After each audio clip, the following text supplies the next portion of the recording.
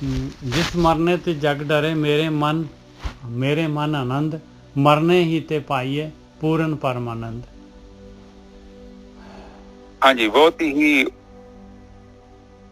गहरा संदेश इस तुक दे विच।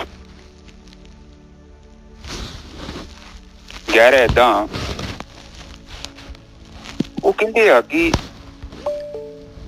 मौत तो आउण तो पहला ही मैं तैयारी कर ली है। जिहड़ा मौत है ना, मतलब कितना तैयारी कर ली। हुण 3 स्टेजां होंदियां ने अपनियां। बचपन च आपां तैयारी करते हैं, पढ़ाई करते हैं, नौकरी वगैरह। फिर एक टाइम आउंदा आपां गृहस्थी जीवन च चल जाते हैं। वो भी जिंदगी का काफी टाइम लै जाता है। और जो गृहस्थी च जाने तो फिर आप इन्ना गृहस्थी च गवा जाने, कईयां दी ते सारी जिंदगी उच ही लंघ जाती है। निजर साहब वो घुम घेरी चो निकल ही नहीं आंदा बंदा। और फिर वो इन्ना शदाई हो जाता, सारिਆਂ ਦਾ ਖੋਹ खा के घरे ले आंदा, इन्ना मोह। ते और वो छड्डण लई हुण इन्ना बंदा गति कर जे, मुड़ के बाद दे विच छड्डण लई उहनूं कह दईए कि बई तू किते अध्यात्मक बारे भी विचार कीता। जबकि अध्यात्मिक का मतलब तो कबीर जी ये कहते कि जेड़ा मतलब मरनी तो जग डरन दिया ना, वो मैं ऑलरेडी काम कर लिया। हुण इत्थे मैं थोड़ा सरल करदा। सरल इदां करदे हैं, देखो ये साध संगत जी सारे नोटिस करियो, काम की गल हैगी जो अज कथा दे विच तुहाडे काफी घर दे मसले जिहड़े ना अज हल हो जाने चाहिए। जेकर आपां थोड़ा जिहा कोशिश करिए, जिंदगी नूं स्वर्ग बनाउणा जां नरक बनाउणा साडे अपने हत्थां 'च। ਜਦੋਂ ਆਪਾਂ ਕਿਸੇ ਨੂੰ ਜ਼ਿੰਮੇਵਾਰ ਠਹਿਰਾਉਂਦੇ ਆ ਨਾ, ਤੇ ਫਿਰ ਮਤਲਬ ਕਿ ਆਪਾਂ ਆਪਣੀ ਜ਼ਿੰਮੇਵਾਰੀ ਤੋਂ ਭੱਜਦੇ ਆ। ਜਿਹੜਾ ਅਧਿਆਤਮਿਕ ਸਫ਼ਰ ਹੈ ਨਾ, ਉਹ ਪਤਾ ਕਹਿੰਦੇ ਆ ਕਿ ਜਿੱਦਾਂ ਪੁਲ ਨਹੀਂ ਹੁੰਦਾ, ਪੁਲ ਨਿੱਜਰ ਸਾਹਿਬ ਹੌਲੀ ਹੌਲੀ ਉੱਡਦਾ ਨਾ, ਬਿਲਕੁਲ ਹੀ ਉਹਦੀ ਟ੍ਰਾਂਜ਼ਿਟ ਦੇਖਿਆ ਨਾ, ਸੜਕ ਤੋਂ ਹੌਲੀ ਹੌਲੀ ਤਾਂ ਚੜਦਾ, ਤੇ ਪਤਾ ਨਹੀਂ ਲੱਗਦਾ ਕਦੋਂ ਚੜ ਇੱਕਦਮ ਟੇਕ ਆਫ ਹੋ ਜਾਂਦਾ, ਤੇ ਫਿਰ ਰਹਿੰਦਾ ਸੜਕ ਦੇ ਨਾਲ ਹੀ ਆ, ਪਰ ਆਪਣੇ ਆਪ ਨੂੰ ਸੜਕ ਤੋਂ ਅਲੱਗ ਕਰ ਲਈਦਾ। ਇਸੇ ਹੀ ਤਰ੍ਹਾਂ ਸਾਡਾ ਜੀਵਨ ਆ। ਕਈ ਲੋਕ ਹੀ ਹੁੰਦੇ ਨੇ ਉਹ ਜੀਵਨ ਨੂੰ ਛੱਡ ਹੀ ਨਹੀਂ ਪਾਉਂਦੇ ਨਿੱਜਰ ਸਾਹਿਬ। ਕਈ ਲੋਕ ਨਹੀਂ, ਬਹੁਤ ਸਾਰੇ ਲੋਕ ਉਹ ਕੀ ਕਰਦੇ ਆ, ਬੱਚੇ ਹੋ ਗਏ, ਬੱਚਿਆਂ ਨੂੰ ਪੜ੍ਹਾਇਆ, ਫਿਰ ਉਹਨਾਂ ਦੀਆਂ ਵਹੁਟੀਆਂ ਆ ਗਈਆਂ, ਫਿਰ ਉਹਨਾਂ ਤੇ ਵੀ ਪ੍ਰੈਸ਼ਰ। ਇਹ ਆਮ ਸੱਸਾਂ ਦੀ, ਇਸ ਟਾਈਮ ਮੈਂ ਸੱਸਾਂ ਦੀ ਗੱਲ ਕਰਾਂਗਾ, ਔਰ ਇਹ ਜਿਹੜੀ ਨੌਂ ਹੈਗੀ ਇਹ ਵੀ ਸੱਸ ਹੀ ਬਣਨੀ ਆ ਕੱਲ ਨੂੰ ਆ, ਕਿਉਂਕਿ ਇਹ ਨਹੀਂ ਆ ਕਿ ਇਹ ਕੋਈ ਸਿਸਟਮ ਬਦਲ ਜਾਣਾ, ਕਿਉਂਕਿ ਇਹਨੇ ਜਿਹੜੀ ਦੀ ਸੱਸ ਨੇ ਗਲਤੀ ਕੀਤੀ ਉਹ ਗਲਤੀ ਉਹਨੇ ਕਰਨੀ। ਜੋ ਮੇਰੀ ਇੱਕ ਨਿੱਜਰ ਸਾਹਿਬ ਇਹ ਏਦਾਂ ਵਾ ਕਿ ਕੁਛ ਚੀਜ਼ਾਂ ਜਿਹੜੀਆਂ ਆਪਾਂ ਕਿਸੇ ਨੂੰ ਕਹਿ ਕੇ ਸਮਝਾ ਸਕਦੇ ਹਾਂ, ਤੁਸੀਂ ਦੇਖ ਲਿਓ ਤੁਹਾਡੀ ਜ਼ਿੰਦਗੀ 'ਚ ਵਾਪਰਿਆ ਹੋਊਗਾ, ਤੁਹਾਡੇ ਕੀ ਸਾਰਿਆਂ ਦੀ ਜ਼ਿੰਦਗੀ 'ਚ ਵਾਪਰਿਆ ਹੋਊ। ਕੁਛ ਚੀਜ਼ਾਂ ਜਿਹੜੀਆਂ ਆਪਾਂ ਕਿਸੇ ਨੂੰ ਕਵਾਂਗੇ ਨਾ ਤੇ ਉੱਥੋਂ ਮੱਤ ਲੈ ਲੂਗਾ, ਪਰ ਜ਼ਿਆਦਾਤਰ ਜਿਹੜੇ ਲੋਕਾਂ ਦੀ ਮੈਜੋਰਟੀ ਆ ਜਿਹੜੇ ਖੁਦ ਗਲਤੀ ਕਰਦੇ ਆ ਤੇ ਫੇਰ ਹੀ ਸਿੱਖਦੇ ਆ। ਇਹ ਗੱਲ ਨਾਲ ਐਗਰੀ ਕਰਦੇ ਨੇ ਜੈਸਾ ਤੁਸੀਂ? ਬਿਲਕੁਲ। ਕਈ ਮੈਜੋਰਟੀ ਜਿਹੜੀ ਹੈਗੀ ਉਹ ਕਈ ਜਿਹੜੇ ਗਲਤੀ ਕਰਕੇ ਵੀ ਨਹੀਂ ਸਿੱਖਦੇ, ਇਹ ਵੀ ਹੈਗੇ, ਐਸੀ ਵੀ ਕੈਟੇਗਰੀ ਹੈਗੀ। ਬਿਲਕੁਲ ਤੁਹਾਡੀ ਗੱਲ। ਹਾਂ, ਉਹ ਚਲੋ ਉਹ ਤੇ ਬਾਰ-ਬਾਰ ਕਰਨ ਦੀ ਆਦਤ ਹੀ ਗਏ ਨੂੰ, ਪਰ ਨਿੱਜਰ ਸਾਹਿਬ ਕਈ ਹੱਦ ਤੱਕ ਲੋਕਾਂ ਨੂੰ ਜਦੋਂ ਆਪਾਂ ਸਮਝਾਉਂਦੇ ਆ ਨਾ, ਨਹੀਂ ਸਮਝਦੇ, ਉਹ ਗਲਤੀ ਕਰਦੇ ਨੇ ਤੇ ਉਹ ਮਤਲਬ ਉਹ ਦੂਜੇ ਤਰੀਕੇ ਨਾਲ ਸਿੱਖਣਾ ਚਾਹੁੰਦੇ ਨੇ। ਇਹਦੇ ਵਿੱਚ ਘਰ 'ਚ ਵੀ ਨਿੱਜਰ ਸਾਹਿਬ ਏਦਾਂ ਹੀ ਹੁੰਦਾ ਹੈ। ਮੈਂ ਇਹ ਜਿੱਦਾਂ ਆਪਾਂ ਚਲੋ ਆਪਣਾ ਮੇਰੇ ਵਿਚਾਰ ਰਹੇ, ਤੁਸੀਂ ਨਾ ਵੀ ਐਗਰੀ ਹੋਓਗੇ, ਉਹ ਤੁਹਾਡੀ ਆਪਣੀ ਇੱਕ ਆਪਣੀ ਹਰ ਇੱਕ ਦੀ ਸੋਚ ਹੈ। ਇੱਥੇ ਮੈਂ ਮਹਿਸੂਸ ਕਰਦਾ ਕਿ ਜਦੋਂ ਘਰੇ ਨੌਂ ਆ ਗਈ, ਮੰਨ ਲਓ ਮੈਂ ਚਾਹੁੰਦਾ ਇੱਕ ਤੇ ਨਵਾਂ ਬੱਚਾ ਆ ਗਿਆ ਤੇ ਉਹ ਆਉਣ ਵਾਲੇ ਸਮੇਂ 'ਚ ਉਹਨੇ ਜ਼ਿੰਮੇਵਾਰੀ ਚੁੱਕਣੀ ਆ। ਕਿਉਂ ਨਾ ਨਿੱਜਰ ਸਾਹਿਬ ਉਹ ਪੁਲ ਦੇ ਵਾਂਗੂ ਪਹਿਲਾਂ ਹੀ ਆਪਾਂ ਜਿਹੜੇ ਬਜ਼ੁਰਗ ਤਿਆਰੀ ਕਰਨ, ਉਹਨੂੰ ਹੌਲੀ ਹੌਲੀ ਉਹਦੇ ਤੇ ਬੋਝ ਪਾਉਣ, ਉਹਨੂੰ ਕਹਿਣ ਕਿ ਬਈ ਹੁਣ ਤੇਰਾ ਘਰ ਆ ਤੇ ਤੂੰ ਬੇਟਾ ਇਹ ਜ਼ਿੰਮੇਵਾਰੀ ਚੁੱਕ ਤੇ ਮੇਰੇ ਤੋਂ ਵੀ ਹੈਲਪ ਲੈ, ਤੂੰ ਲੀਡ ਕਰ। ਜਿੱਦਾਂ ਚਿਰ ਆਪਾਂ ਛੱਡਾਂਗੇ ਨਹੀਂ, ਆਪਾਂ ਵੀ ਉੱਥੇ ਲੱਤਾਂ ਡਾਈ ਜਾਵਾਂਗੇ ਉਹਨਾਂ ਦੇ ਕੰਮ 'ਚ, ਬਾਰ-ਬਾਰ ਉਹਨਾਂ ਦੇ ਸੌਣ 'ਚ, ਉੱਠਣ 'ਚ, ਚੱਲਣ 'ਚ, ਬਹਿਣ 'ਚ। ਠੀਕ ਆ, ਕਿਸੇ ਹੱਦ ਤੱਕ ਆਪਾਂ ਉਹਨਾਂ ਦੀ ਮਦਦ ਕਰ ਸਕਦੇ ਹਾਂ, ਪਰ ਮੈਂ ਕਹਿੰਦਾ ਨਿੱਜਰ ਸਾਹਿਬ ਲੋੜ ਤੋਂ ਜ਼ਿਆਦਾ ਵੀ ਜਿਹੜੀ ਆਪਾਂ ਇੰਟਰਫੇਰੈਂਸ ਕਰਦੇ ਹਾਂ ਉਹ ਵੀ ਘਰਾਂ 'ਚ ਬੜੀ ਵੱਡੀ ਸਮੱਸਿਆ ਹੈ। ਔਰ ਇਹਦਾ ਕਾਰਨ ਪਤਾ ਕੀ ਆ? ਇਹਦਾ ਕਾਰਨ ਹੈ ਕਿ ਜਿਹੜਾ ਬੰਦਾ ਜਦੋਂ ਹੁਣ 60-65 ਸਾਲ ਘਰੇ ਰਿਹਾ ਹੁੰਦਾ, ਬੰਦਾ ਮੋਹ ਪੈ ਜਾਂਦਾ ਘਰ ਦੇ ਨਾਲ। ਉਹ ਆਪਣੀ, ਤੁਸੀਂ ਦੇਖੋ 70-80 ਸਾਲ ਦੇ ਬੁੱਢੇ ਪੋਲੀਟੀਸ਼ੀਅਨ ਉਹ ਕੀ ਕਰਦੇ, ਇਹੋ ਕੁਝ ਕਰਦੇ, ਉਹ ਕੁਰਸੀ ਤੋਂ ਉਤਰਨਾ ਨਹੀਂ ਚਾਹੁੰਦੇ ਕਿਉਂਕਿ ਉਹਨੂੰ ਮੋਹ ਪੈ ਗਿਆ। ਹੁਣ ਜਦੋਂ ਕਿਸੇ ਚੀਜ਼ ਨਾਲ ਮੋਹ ਪੈ ਗਿਆ ਫਿਰ ਉਹ ਚੰਗਾ ਬੁਰਾ ਨਹੀਂ ਵੇਂਦਾ। ਉਹ ਘਰਾਂ ਦੇ ਵਿੱਚ ਵੀ ਜਿਹੜੀ ਇੰਟਰਫੇਰੈਂਸ ਆ ਠੀਕ ਹੈ, ਜ਼ਰੂਰੀ ਆ, ਮੈਂ ਨਹੀਂ ਕਹਿੰਦਾ ਨਹੀਂ ਜ਼ਰੂਰੀ। ਬਜ਼ੁਰਗਾਂ ਨੂੰ ਆਪਣਾ ਪਾਰਟ ਅਦਾ ਕਰਨਾ ਚਾਹੀਦਾ ਹੈ, ਪਰ ਕਈਆਂ ਮਸਲਿਆਂ ਦੇ ਵਿੱਚ ਚੁੱਪ ਰਹਿਣਾ ਹੀ ਚਾਹੀਦਾ। ਉਹਦੇ ਨਾਲ ਜੈਸਾ ਪਤਾ ਕੀ ਹੁੰਦਾ ਵਾ ਕਿ ਕਈ ਲੋਕ ਜਦੋਂ ਜ਼ਿਆਦਾ ਬਾਰ-ਬਾਰ, ਹੁਣ ਬੱਚੇ ਵੇਖ ਲਓ, ਕਈ ਬੱਚਿਆਂ ਦੇ ਸੰਸਕਾਰੀ ਹੁੰਦੇ ਨੇ, ਪਰ ਕਈ ਮਾਂ ਪਿਓ ਏਦਾਂ ਦੇ ਹੁੰਦੇ ਆ ਕਿ ਉਹਨਾਂ ਨੂੰ ਨੱਪੀ ਜਾਂਦੇ ਆ ਜਾਂ ਨੌ ਨੂੰ ਵੀ ਨੱਪੀ ਜਾਂਦੇ ਆ। ਪਰ ਇੱਕ ਸਮਾਂ ਆਉਂਦਾ ਹੈ ਜਦੋਂ ਉਹ ਬਜ਼ੁਰਗ ਹੋ ਜਾਂਦੇ, ਬਹੁਤ ਜ਼ਿਆਦਾ ਕਮਜ਼ੋਰ, ਤੇ ਨਿੱਜਰ ਸਾਹਿਬ ਉਦੋਂ ਉਹਨਾਂ ਦੀ ਪਰਵਾਹ ਨਹੀਂ ਕਰਦੇ। ਔਰ ਉਹ ਮੈਂ ਸੋਚਦਾ ਕਿ ਜ਼ਿੰਦਗੀ ਦਾ ਸਭ ਤੋਂ ਹਾਰਡ ਪਾਰਟ ਉਹ ਆ, ਹਨਾ? ਬਿਲਕੁਲ ਸਹੀ ਹੈ ਜੀ। ਜੇ ਆਪਾਂ ਸੁਥਰਾ ਜੀਵਨ ਬਤੀਤ ਕਰਨਾ ਚਾਹੁੰਦੇ ਨਾ ਸਾਧ ਸੰਗਤ ਜੀ, ਪਲੀਜ਼ ਏਦਾਂ ਦਾ ਕੰਮ ਨਾ ਕਰੋ, ਪਲੀਜ਼ ਏਦਾਂ ਦਾ ਕੰਮ ਨਾ ਕਰੋ, ਕਿਉਂਕਿ ਨੇ ਤੁਹਾਡੇ ਤੇ ਅਟੈਕ ਕਰਨਾ ਹੀ ਕਰਨਾ। ਉਹਨੇ 35 40 ਸਾਲ 50 ਸਾਲ ਤੁਸੀਂ ਉਹਨੂੰ ਜੀਣਾ ਆਰਾਮ ਕੀਤਾ ਅਗਲੇ ਬੰਦੇ ਦਾ, ਔਰ ਉਹ ਤੁਸੀਂ ਸੋਚਦੇ ਹੋ ਜਦੋਂ ਤੁਸੀਂ ਬੁੱਢੇ ਹੋ ਜਾਣਾ ਤੁਹਾਡੇ ਸਰੀਰ 'ਚ ਸ਼ਕਤੀ ਨਹੀਂ ਰਹਿ ਜਾਣੀ, ਤੁਸੀਂ ਵੀਕ ਹੋ ਜਾਣਾ, ਹੌਲੀ ਹੌਲੀ ਤੁਹਾਡਾ ਸਰੀਰ ਕਮਜ਼ੋਰ ਹੋਣਾ ਵਾ। ਔਰ ਮੁੜ ਕੇ ਤੁਸੀਂ ਜਿੰਨੇ ਮਰਜ਼ੀ ਹੱਥ ਜੋੜੋ, ਅਗਲੇ ਨੇ ਸੁਣਨੀ ਗੱਲ, ਉਹਨੇ ਕਹਿਣਾ 40 ਸਾਲ ਮੇਰਾ ਜੀਣਾ ਆਰਾਮ ਕਰ ਛੱਡਿਆ ਬਈ, ਹੈਂ ਮੇਰੇ ਬੱਚੇ ਹੋ ਗਏ ਆ, ਕਈਆਂ ਦੇ ਨੌਵਾਂ ਦੇ ਬੱਚੇ ਵੀ ਹੋ ਜਾਂਦੇ, ਬੱਚਿਆਂ ਦੇ ਬੱਚੇ ਵਿਆਹੇ ਵੀ ਜਾਂਦੇ, ਤੇ ਬੁੱਢੇ ਫਿਰ ਇੰਨੇ ਸਖਤ ਹੁੰਦੇ, ਫਿਰ ਵੀ ਨਹੀਂ ਆਪਣਾ ਸੁਭਾਅ ਦਾ ਬਦਲਦੇ। ਇਹਦਾ ਕਾਰਨ ਕੀ ਹੁੰਦਾ ਹੈ? ਮੋਹ। ਬੰਦਾ ਰਿਟਾਇਰਮੈਂਟ ਨਹੀਂ ਲੈਣਾ ਚਾਹੁੰਦਾ, ਮਰਨ ਤੱਕ ਵੀ 80 ਸਾਲ ਦਾ ਬੰਦਾ ਵੀ ਰਿਟਾਇਰ ਨਹੀਂ ਹੋਣਾ ਚਾਹੁੰਦਾ। ਉਹ ਵੀ ਚਾਹੁੰਦਾ ਕਿ ਮੈਂ ਇੱਥੇ ਚੌਧਰੀ ਬਣਾ ਕਰਦਾ, ਜਦ ਕਿ ਇਤਿਹਾਸ ਆਪਣੇ ਪੁਰਾਣੇ ਗ੍ਰੰਥ ਸਾਰੇ ਪੜ੍ਹ ਕੇ ਵੇਖ ਲਓ, ਕਹਿੰਦੇ ਆ ਕਿ ਬਈ ਤੂੰ ਇੱਕ ਸਮਾਂ ਆ, ਹੌਲੀ ਹੌਲੀ ਆਪਣੇ ਕੰਮ ਘਟਾ, ਤੇ ਜਿਹੜਾ ਤੂੰ ਕੰਮ ਕਰਨਾ ਆ ਉਹ ਉਧਰ ਜ਼ਿਆਦਾ ਧਿਆਨ ਦੇ। ਇਹ ਨਿੱਜੇ ਸਭ ਧਿਆਨ ਸਿਮਰਨ ਦੇ ਵਿੱਚ ਇਹ ਚੀਜ਼ ਬੜੀ ਇੰਪੋਰਟੈਂਟ ਹੈ। ਬਹੁਤ ਵਧੀਆ ਜੀ। ਹਾਂ, ਔਰ ਇਹ ਬੰਦਾ ਮੈਂ ਮਹਿਸੂਸ ਕਰਦਾ ਕਿ ਬੰਦਾ ਜੇਕਰ ਉਹ ਹਰ ਥਾਂ ਤੇ ਚੌਧਰੀ ਬਣੂਗਾ, ਹਰ ਕੰਮ 'ਚ ਇੰਟਰਫੇਰੈਂਸ ਕਰੂਗਾ, ਮੈਂ ਇਹ ਚੀਜ਼ ਨੂੰ ਐਗਰੀ ਕਰਦਾ ਕਿ ਅਗਲੇ ਨੇ 2-4 ਵਾਰੀ ਕਿ 20-25 ਵਾਰੀ ਨੁਕਸਾਨ ਜ਼ਰੂਰ ਕਰਨਾ। ਹੈਲੋ, ਹਾਂਜੀ ਭਾਈ।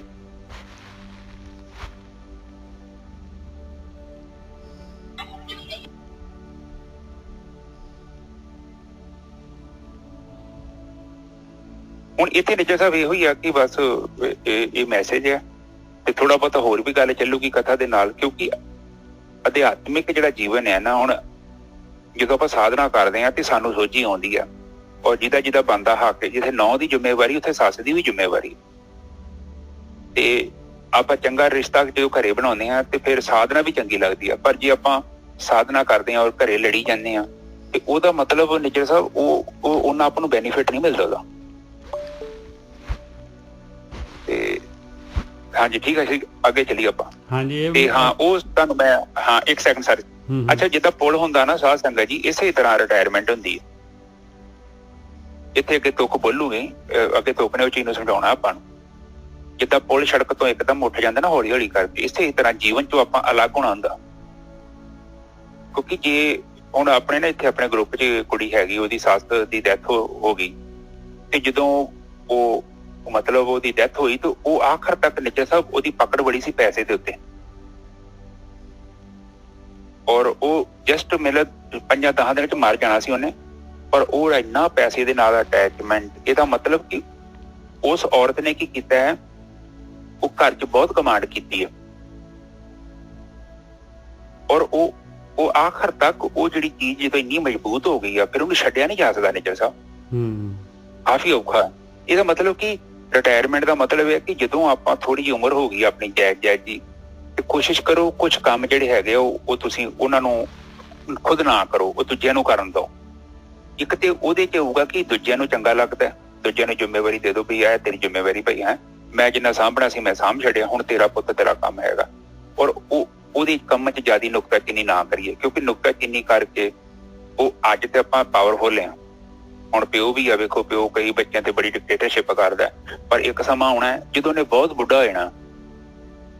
ਔਰ ਇਹ ਨੇਚਰ ਹੈਗਾ ਜੇ, ਐਵਰੀ ਐਕਸ਼ਨ ਇਕੁਅਲ ਰਿਐਕਸ਼ਨ। ਜਿੱਦਾਂ ਦਾ ਆਪਾਂ ਐਕਸ਼ਨ ਕਰਦੇ ਹਾਂ, ਰਿਐਕਸ਼ਨ ਉਹਦਾ ਵਾਪਸ ਆਉਣਾ ਹੀ ਹੋਣਾ। ਔਰ ਉਹਦਾ ਕਾਰਨ ਇਹੋ ਹੁੰਦਾ ਹੈ ਕਿ ਜਦੋਂ ਕਿਸੇ ਚੀਜ਼ ਨੂੰ ਆਪਾਂ ਲੋੜ ਤੋਂ ਜ਼ਿਆਦਾ ਦੱਬਦੇ ਹਾਂ, ਤੁਸੀਂ ਦੇਖੋ ਜਿਹੜਿਆਂ ਨੂੰ ਬੱਚਿਆਂ ਤੇ ਬਹੁਤ ਜ਼ਿਆਦਾ ਪ੍ਰੈਸ਼ਰ ਪਾਇਆ ਜਾਂਦਾ, ਔਰ ਉਹ ਮੁੜ ਕੇ ਬਾਅਦ ਦੇ ਵਿੱਚ ਉਹ ਇੰਨਾ ਪੇਰੈਂਟਸ ਤੇ ਮਾਂ ਪਿਓ ਤੇ ਬੱਚਿਆਂ 'ਚ ਇੰਨਾ ਗੈਪ ਪੈ ਜਾਂਦਾ ਹੈ ਨਾ, ਉਹ ਬੱਚੇ ਫਿਰ ਉੱਡਣ ਨੂੰ ਫਿਰਦੇ ਆ ਕਿ ਇਹਨਾਂ ਤੋਂ ਦੂਰ ਚੱਲ ਜਾਈਏ। ਮਤਲਬ ਉਹ ਮਹਿਸੂਸ ਕਰਦੇ ਕਿ ਜਿੱਦਾਂ ਸਫੋਕੇਸ਼ਨ ਹੈ ਅੱਜ। ਤੇ ਮੈਂ ਚਾਹੁੰਦਾ ਕਿ ਥੋੜਾ ਜਿਹਾ ਕੋਸ਼ਿਸ਼ ਕਰੋ ਰਿਸ਼ਤੇ ਨੂੰ ਆਪਾਂ ਪਿਆਰ ਨਾਲ ਹੰਢਾਈਏ ਔਰ ਉਹਨੂੰ ਜਿੱਦਾਂ ਇੱਕ ਛੋਟੇ ਪਲਾਂਟ ਨੂੰ ਪਾਣੀ ਪਾਉਣਾ ਪੈਂਦਾ ਨਾ, ਉਸੇ ਤਰ੍ਹਾਂ ਜਿਹੜੇ ਰਿਸ਼ਤੇ ਆ ਨਾ ਇਹਨਾਂ ਨੂੰ ਕਲਟੀਵੇਟ ਕਹਿੰਦੇ ਕਰਨਾ ਪੈਂਦਾ ਹੈ। ਜਿੱਦਾਂ ਮਤਲਬ ਰੁੱਖਾਂ ਵਾਂਗੂ, ਪੌਦਿਆਂ ਵਾਂਗੂ, ਜਿੱਦਾਂ ਪੌਦਾ ਇੱਕਦਮ ਚ ਨਹੀਂ ਬਣ ਜਾਂਦਾ, ਤੇ ਉਸੇ ਤਰ੍ਹਾਂ ਹੀ ਰਿਸ਼ਤਿਆਂ ਨੂੰ ਵੀ ਬਿਲਡ ਕਰਨਾ ਪੈਂਦਾ ਹੈ। ਔਰ ਕਈ ਚੀਜ਼ਾਂ ਹੁੰਦੀਆਂ ਨੇ ਦੇਖ ਕੇ ਡਿੱਠ ਵੀ ਕਰਨੀਆਂ ਪੈਂਦੀਆਂ ਨੇ, ਪਰ ਛੋਟੀਆਂ ਮੋਟੀਆਂ ਚੀਜ਼ਾਂ ਜਿਹੜੀਆਂ ਹੁੰਦੀਆਂ ਨੇ ਪਤਾ ਕੋਈ ਨੁਕਸਾਨ ਨਹੀਂ ਹੈਗਾ, ਉਹਨਾਂ ਚੀਜ਼ਾਂ ਚ ਚੁੱਪ ਰਹਿਣਾ ਚੰਗਾ। ਵੇਖ ਲਈ ਇਹ ਚੀਜ਼ ਮੈਨੂੰ ਪਤਾ ਹੋ ਗਈ ਹੈ, ਦੁੱਧ ਉਬਲ ਗਿਆ, ਚਾਹ ਉਬਲ ਗਈ ਹੈ, ਜੇ ਨੁਕਸਾਨ ਹੋ ਗਿਆ, ਕਈ ਵਾਰੀ ਰੋਟੀ ਸੜ ਗਈ ਹੈ। ਸੋ ਛੋਟੇ ਜਿਹੜੇ ਇਸ਼ੂ ਹੁੰਦੇ ਘਰਾਂ ਦੇ ਵਿੱਚ, ਉਹ ਜਿਹੜੇ ਇਸ਼ੂ ਹੁੰਦੇ ਨੇ ਨਿੱਕੇ ਨਿੱਕੇ, ਪਰ ਉਹ ਫ੍ਰਿਕਸ਼ਨ ਪੈਦਾ ਕਰਨ 'ਚ ਬਹੁਤ ਵੱਡਾ ਰੋਲ ਅਦਾ ਕਰਦੇ ਆ। ਕਿਉਂਕਿ ਲੜਾਈ ਪਹਿਲਾਂ ਛੋਟੀਆਂ ਗੱਲਾਂ ਤੋਂ ਹੁੰਦੀ ਹੈ ਔਰ ਫਿਰ ਬੰਦੇ ਘਰੇ ਰਹਿੰਦੇ ਨੇ, ਪਰ ਫਿਰ ਕੋਲਡ ਵਾਰ ਸ਼ੁਰੂ ਹੋ ਜਾਂਦੀ ਹੈ। ਹੁਣ ਬਾਹਰ ਦੇ ਮੁਲਕਾਂ 'ਚ ਮੈਂ ਵੇਖਿਆ ਆਮ ਜਿਹੜੇ ਬਜ਼ੁਰਗ ਜੇ ਧੀ ਪੁੱਤ ਚੰਗੇ ਹੈਗੇ ਨੇ ਤੇ ਉਹ ਪਿਆਰ ਕਰਦੇ ਨੇ, ਉਹ ਮਾਂ ਨੂੰ ਨਾਲ ਲੈ ਜਾਂਦੇ ਨੇ, ਔਰ ਮਾਂ ਦਾ ਵੀ ਫਰਜ਼ ਬਣਦਾ ਹੈ ਕਿ ਉੱਥੇ ਜੇ ਮੇਰੇ ਬੱਚੇ ਮੇਰਾ ਮਾਣ ਕਰਦੇ ਆ, ਮੇਰੀ ਇੱਜ਼ਤ ਕਰਦੇ ਆ, ਉਸ ਪਾਵਰ ਦਾ ਮਿਸਯੂਜ਼ ਨਾ ਕੀਤਾ ਜਾਵੇ। ਮਤਲਬ ਕੋਈ ਵੀ ਚੀਜ਼ ਆ ਉਹਨੂੰ ਆਪਾਂ ਸੀਮਾ 'ਚ ਚਲਾਵਾਂਗੇ ਨਾ ਤੇ ਕੋਈ ਪ੍ਰੋਬਲਮ ਨਹੀਂ ਹੈਗੀ। ਹਾਂ, ਗੁੱਸਾ ਵੀ ਕਰੋ ਪਰ ਜਾਇਜ਼। ਪਰ ਜਦੋਂ ਹਰ ਟਾਈਮ ਉਸ ਚੀਜ਼ ਤੇ ਆਪਾਂ ਤੁਰੇ ਫਿਰਾਂਗੇ, ਉਹ ਫਿਰ ਘਰ 'ਚ ਨਾ ਬੜੀ ਕਲਪਨਾ ਜੀ ਪੈਦਾ ਹੋ ਜਾਂਦੀ ਹੈ। ਸੋ ਇਹ ਚੀਜ਼ ਦਾ ਧਿਆਨ ਰੱਖਣਾ ਹੈ ਆਪਣੇ ਸਾਰਿਆਂ ਨੇ, ਠੀਕ ਹੈ। ਜਿੱਥੇ ਕੁੜੀਆਂ ਛੋਟੀਆਂ ਨੇ ਉਹਨਾਂ ਨੇ ਵੀ ਇਹ ਚੀਜ਼ ਦਾ ਧਿਆਨ ਰੱਖਣਾ, ਕਿਉਂਕਿ ਰਿਸ਼ਤਾ ਜਦੋਂ ਜੁੜਿਆ ਹੋਵੇ ਤੇ ਜੁੜਿਆ ਰਹਿੰਦਾ, ਜਦੋਂ ਉਹਨੂੰ ਤੋੜੀ ਜਾਈਏ ਤੇ ਫਿਰ ਉਹਨੂੰ ਬੜੀ ਦੂਰੀ ਜੀ ਪੈ ਜਾਂਦੀ ਆ, ਫਿਰ ਉਹਨੂੰ ਜੋੜਨਾ ਬੜਾ ਔਖਾ। ਤੇ ਇਹ ਹੁਣ ਮੈਂ ਅਲੱਗ-ਅਲੱਗ ਲੋਕਾਂ ਨੂੰ ਮਿਲਦਾ ਤੇ ਇਹ ਛੋਟੀ ਜਿਹੀ ਕਾਮਨ ਜੀ ਪ੍ਰੋਬਲਮ ਹੈ ਜਿੱਥੇ ਮੈਂ ਥੋੜਾ ਜਿਹਾ ਸੋਲੂਸ਼ਨ ਦਿੱਤਾ ਹੈ, ਤੇ ਇਹਦੇ ਨਾਲ ਕਾਫੀ ਫਰਕ ਪਊਗਾ ਤੁਹਾਡੇ ਜੀਵਨ ਦੇ ਵਿੱਚ। ਹਾਂਜੀ ਨਿੱਜਰ ਸਾਹਿਬ, ਆ ਜਾਈਏ ਬਾਣੀ ਤੇ ਵਾਪਸ। ਹਾਂਜੀ, ਇਹ ਨਾ ਐਕਚੁਅਲੀ ਕੀ ਹੈ ਕਿ ਪਾਵਰ ਜਿਹੜੀ ਹੈਗੀ ਆ ਉਹਨੂੰ ਡਿਲੂਸ਼ਨ ਹੈ ਪਾਵਰ ਜਿਹੜੀ ਹੈਗੀ ਆਪਾਂ ਨੇ ਦੇਣੀ ਹੈਗੀ, ਕਿਉਂਕਿ ਪਾਵਰ ਹੈ, ਪਾਵਰ ਦੇ ਨਾਲ ਹੀ ਤਾਂ ਮੋਹ ਹੈਗਾ ਆਪਣਾ। ਇਹ ਪਾਵਰ ਜਿਹੜੀ ਪਦਾਰਥ ਹੈਗੇ ਆ ਜੋ ਵੀ, ਇਹਦੇ ਨਾਲ ਆਪਣਾ ਮੋਹ ਹੈਗਾ, ਇਹੀ ਹਉਮੈ ਹੈਗੀ ਆਪਣੀ। ਤੇ ਇਹ ਮੋਹ ਜਾਊਗਾ ਤੇ ਫਿਰ ਆਪਣਾ ਜਿਹੜਾ ਹੈਗਾ ਜਿਉਂ ਆਪਾਂ ਨਿਰਮਲ ਹੋ ਜਾਵਾਂਗੇ ਭਾਈ, ਕਿਉਂਕਿ ਇਹਦੇ ਨਾਲ ਇਹੀ ਤਾਂ ਆਪਾਂ ਨੂੰ ਆਪਣੇ ਵਿਚਾਰ ਖਾ ਰਿਹਾ ਆ, ਇਹੀ ਜਿਹੜਾ ਹੈਗਾ, ਕਿਉਂਕਿ ਇਹਦੇ ਨਾਲ ਹੀ ਜਿਹੜਾ ਹੈਗਾ ਆਪਣਾ ਡੇ ਟੂ ਡੇ ਲਾਈਫ ਜਿਹੜੀ ਹੈਗੀ ਆਪਣੀ ਜਿਹੜੀ ਹੈਗੀ ਉਹ ਦੁਖੀ ਹੋ ਰਹੀ ਹੈ। ਤੇ ਜਿਉਂ ਨਿਰਮਲ ਬਾਹਰੋਂ ਨਿਰਮਲ, ਜਿਉਂ ਨਿਰਮਲ ਬਾਹਰੋਂ ਨਿਰਮਲ। ਮਹਾਰਾਜ ਕਹਿੰਦੇ ਕਿ ਜਿਉਂ ਜਿਹੜਾ ਹੈਗਾ, ਜੇ ਅੰਦਰੋਂ ਤੋਂ ਨਿਰਮਲ ਹੋ ਜਾਏਗਾ, ਤੇਰਾ ਮਨ ਨਿਰਮਲ ਹੋ ਜਾਏਗਾ, ਤਾਂ ਤੂੰ ਜਿਹੜਾ ਹੈਗਾ ਬਾਹਰੋਂ ਵੀ ਨਿਰਮਲ ਰਹੇਗਾ। ਜਿਉਂ ਨਿਰਮਲ ਬਾਹਰੋਂ ਨਿਰਮਲ, ਬਾਹਰੋਂ ਤਾਂ ਨਿਰਮਲ ਜਿਉਂ ਨਿਰਮਲ। ਫਿਰ ਦੁਬਾਰਾ ਕਹਿ ਰਹੇ, ਕਹਿੰਦੇ ਬਾਹਰੋਂ ਤਾਂ ਹੀ ਨਿਰਮਲ ਹੋਏਗਾ ਪਿਆਰਿਆ, ਬਾਹਰੋਂ ਜੋ ਮਰਜ਼ੀ ਕਰ ਲਾ, ਜਿੰਨੇ ਮਰਜ਼ੀ ਜੇ ਮਰਜ਼ੀ ਕਰਮ ਕਾਂਡ ਕਰ ਲਾ, ਬਾਹਰੋਂ ਤਾਂ ਹੀ ਨਿਰਮਲ ਹੋ ਸਕਦਾ ਹੈ ਜੇ ਤੇਰਾ ਜੀਉ ਨਿਰਮਲ ਹੋਊਗਾ, ਤੇਰਾ ਮਨ ਨਿਰਮਲ ਹੋਊਗਾ। ਤੇ ਮਨ ਤਾਂ ਨਿਰਮਲ ਹੋਊਗਾ ਸਤਿਗੁਰ ਤੇ ਕਰਨੀ ਕਮਾਣੀ। ਜੇ ਸਤਿਗੁਰੂ ਤੋਂ ਕਰਨੀ ਕਮਾਈ ਕਰੇਗਾ ਤਾਂ ਤੇਰੇ ਮਨ ਦੇ ਵਿੱਚ ਤਾਕਤ ਆਊਗੀ, ਤਾਂ ਤੇਰਾ ਮਨ ਜਿਹੜਾ ਹੈਗਾ ਪਾਵਰ ਛੱਡਣ ਨੂੰ ਤਿਆਰ ਹੋਊਗਾ। ਸਤਿਗੁਰ ਤੇ ਕਰਨੀ ਕਮਾਣੀ, ਜੇ ਧਿਆਨ ਸਿਮਰਨ ਕਰੇਗਾ ਤੇ ਮਨ ਜਿਹੜਾ ਹੈਗਾ ਕੇਂਦਰਿਤ ਹੋਏਗਾ। ਮਨ ਕੇਂਦਰਿਤ ਹੋਏਗਾ ਤੇ ਦੇਖੋ ਪ੍ਰਕਾਸ਼ ਜਿਹੜਾ ਹੈ ਕਿਵੇਂ ਜਿਹੜਾ ਹੈਗਾ, ਇਹ ਕਾਨਵੈਕਸ ਲੈਂਸ ਹੁੰਦਾ ਹੈ, ਉਹਦੇ ਵਿੱਚੋਂ ਦੀ ਦੇਖ ਲਓ ਕਿਰਨਾਂ ਸੂਰਜ ਦੀਆਂ ਹਰ ਜਗ੍ਹਾ ਪੈ ਰਹੀਆਂ, ਕੁਛ ਨਹੀਂ ਹੋ ਰਿਹਾ। ਲੈਂਸ ਲਗਾ ਦਿਓ, ਥੱਲੇ ਕਾਗਜ਼ ਰੱਖ ਦਿਓ, ਉਸ ਵੇਲੇ ਅੱਗ ਲੱਗ ਜਾਂਦੀ ਹੈ। ਮਨ ਦੀ ਪਾਵਰ ਜਿਹੜੀ ਹੈ ਧਿਆਨ ਸਿਮਰਨ ਦੇ ਨਾਲ ਇਸ ਤਰੀਕੇ ਦੇ ਨਾਲ ਮਨ 'ਚ ਪਾਵਰ ਆਉਂਦੀ ਹੈ, ਔਰ ਫਿਰ ਮਨ ਜਿਹੜਾ ਹੈਗਾ ਇਹ ਜਿਹੜਾ ਹੈਗਾ ਮੈਲ ਕੀ ਹੈਗੀ, ਮੈਲ ਹੈਗੀ ਆਪਣੀ ਮਾਇਆ ਦੇ ਨਾਲ, ਜੋ ਬਾਹਰ ਦਿਖ ਰਿਹਾ ਆਕਾਰ ਜਿਹੜੇ ਹੈਗੇ ਉਹਦੇ ਨਾਲ ਅਟੈਚਮੈਂਟ, ਮੋਹ। ਔਰ ਮੋਹ ਨੂੰ ਜਿਹੜਾ ਹੈਗਾ ਜੋ ਪਦਾਰਥ ਜੋ ਚੋਗਾ ਪਾਇਆ ਹੋਇਆ ਹੈ ਮਾਲਕ ਪਰਮਾਤਮਾ ਨੇ, ਉਹ ਚੋਗੇ ਨੂੰ ਛੱਡਣਾ, ਔਰ ਉਹ ਜਿਹੜਾ ਹੈਗਾ ਤਾਂ ਮਨ ਦੀ ਪਾਵਰ ਵੱਧਦੀ ਹੈ ਤੇ ਤਾਂ ਜਿਹੜਾ ਹੈਗਾ ਮਨ ਜਿਹੜਾ ਹੈਗਾ ਉਹ ਛੱਡਣ ਨੂੰ ਤਿਆਰ ਹੋ ਜਾਂਦਾ ਹੈ। ਜਦ ਆਪਾਂ ਸਤਿਗੁਰੂ ਦੀ ਜਿਹੜੀ ਦੱਸੀ ਹੋਈ ਜਿਹੜੀ ਹੈਗੀ ਬ੍ਰਹਮ ਗਿਆਨ ਦੀ ਦੱਸੀ ਹੋਈ ਕਾਰਵਾਈ ਆਪਾਂ ਕਰਦੇ ਹਾਂ, ਜਿਹੜਾ ਧਿਆਨ ਸਿਮਰਨ ਕਰਦੇ ਹਾਂ। ਹਾਂਜੀ ਵੀਰ ਜੀ, ਬਿਲਕੁਲ ਠੀਕ ਹੈ ਜੀ। ਕਹਿੰਦੇ ਕਿ ਜੀਆ ਨਿਰਮਲ ਬਾਹਰ ਨਿਰਮਲ, ਕਿ ਜੀਆ ਦਾ ਨਿਰਮਲ ਮਤਲਬ ਬਾਹਰ ਦਾ ਮਤਲਬ ਹੈਗਾ ਇੰਦਰੀਆਂ। ਹੁਣ ਟਾਇਰ ਆ ਗੱਡੀ ਦੇ, ਉਹਨੂੰ ਕਹੋ ਕਿ ਸੱਜੇ ਮੁੜ ਜਾ ਖੱਬੇ ਮੁੜ ਜਾ, ਉਹ ਨਹੀਂ ਮੁੜਦੀਆਂ। ਹੈਡ ਲੈਂਪ ਤੋਂ ਚਾਲੂ ਕਰੋ, ਬਾਹਰੋਂ ਕੋਈ ਚਾਲੂ ਹੋ ਜਾਓ, ਨਹੀਂ ਹੋਣੇ। ਉਹ ਕਹਿੰਦੇ ਜਿਹੜਾ ਅੰਦਰ ਬੈਠਾ ਡਰਾਈਵਰ ਉਹਨੂੰ ਸਮਝਾਓ। ਅਸੀਂ ਤੇ ਗੁਲਾਮ ਹੈ। ਉਹ ਕਹਿੰਦੇ ਤੇਰਾ ਅੰਦਰਲਾ ਜਦੋਂ ਖਾਤਾ ਜਿਹੜਾ ਨਿਰਮਲ ਹੋ ਗਿਆ ਨਾ ਤੇਰਾ ਸਿਸਟਮ, ਤੇ ਤੇਰੀਆਂ ਇੰਦਰੀਆਂ ਵੀ ਸ਼ੁੱਧ ਹੋ ਜਾਣੀਆਂ। ਹਜੇ ਇੰਦਰੀਆਂ ਕਿਉਂ ਅਗਿਆਨ ਵੱਲ, ਭਰਮ ਵੱਲ इधर भोगां च ग्रस्त हो रही ने, हौमे च ग्रस्त हो रही ने, क्योंकि तेरे अंदर जड़ा ना वो गड़बड़ सी। हुण जो तेरा अंदर सही हो गया तो बाहर ऐटोमैटिकली सही हो जाना, क्योंकि बाहर जो भी आ रहा सारा अंदरों ही आ रहा तेरे। और जिन्ना चिर तक अंदर तेरा निर्मल नहीं होंदा, अंदर निर्मल जड़ा नाम तो बिना ते भगती तो बिना तो हो नहीं सकता। हुण जिद्दां साधारण बंदा आ हौमे च जीवन बतीत करदा, इत्थों तक कि ज्यादा पढ़े लिखे दा भी हौमे हो जाती जे। आ जड़ा धार्मिक पुस्तकां पढ़ लेंदे ना, इन्हां दी हौमे इन्नी ज्यादा सूखम हुंदी आ, इन्हां विचारिਆਂ ਨੂੰ पता नहीं लगता कि ये मन इन्हां ਨੂੰ बेवकूफ बना रहा। इस करके ग्रंथां दा ज्यादा रटन करन ते हर ग्रंथ दे विच मनाही कीती गई है, क्योंकि ये भी मन बड़ा तेज है, मन की रूप बदल लैंदा, फिर सूखम कर लैंदा, सतोगुणी हंकार आ जाता बंदे कि मैं धार्मिक सेवा वगैरह पाठ पूजा, ये भी काइंड ऑफ ये भी एक हौमे आ। ते इहदे विच भी बंदा की हुंदा कि बंदा दूजे नूं कीड़े मकोड़े समझदा, वो सोचता कि मैं वेखो इन्नी बाणियां दा पाठ करदा है, वेखो मैं फलानी सेवा करदा है, मैं इन्नी तनख्वाह जो दान करदा है, वो सारी मैं जिन्नी भी है ना, जिहड़ी नौकरी दी मैं, पदार्थां दी मैं, घर दी मैं, और कार दी मैं, जां कोई जायदाद दी मैं, ये सब मैं ही हाँ, हौमे है। कई लोग वेखो नौकरी हुंदी है और बंदे नूं दुनिया दिखदी नहीं, पर वो नहीं सोचदा कि ये नौकरी नहीं है, ये रब ने मैनूं जिम्मेवारी दित्ती है और इस जिम्मेवारी नूं ही निभाउणा मेरी ड्यूटी है और मेरी पूजा है। इस संसार दे विच प्रॉब्लम पता की है, बंदा अपनी ड्यूटी करना ही नहीं चाहुंदा। तुसीं कमिश्नर को चल जाओ, वो भी होर चक्करां 'ਚ तुरिया फिरन दिया, तुसीं SSP को चल जाओ, वो भी कुछ होर चक्करां 'ਚ तुरिया फिरदा, पर वो सोचदा नहीं आ कि किन्ने क कमिश्नर ने, थोड़े जे, पर जे मैं बनिया है एडी वड्डी जिम्मेवारी है, ਇਹਦਾ मतलब कि मेरी जिम्मेवारी इंसाफ करने वास्ते है, ना कि ठगियां मारने वास्ते।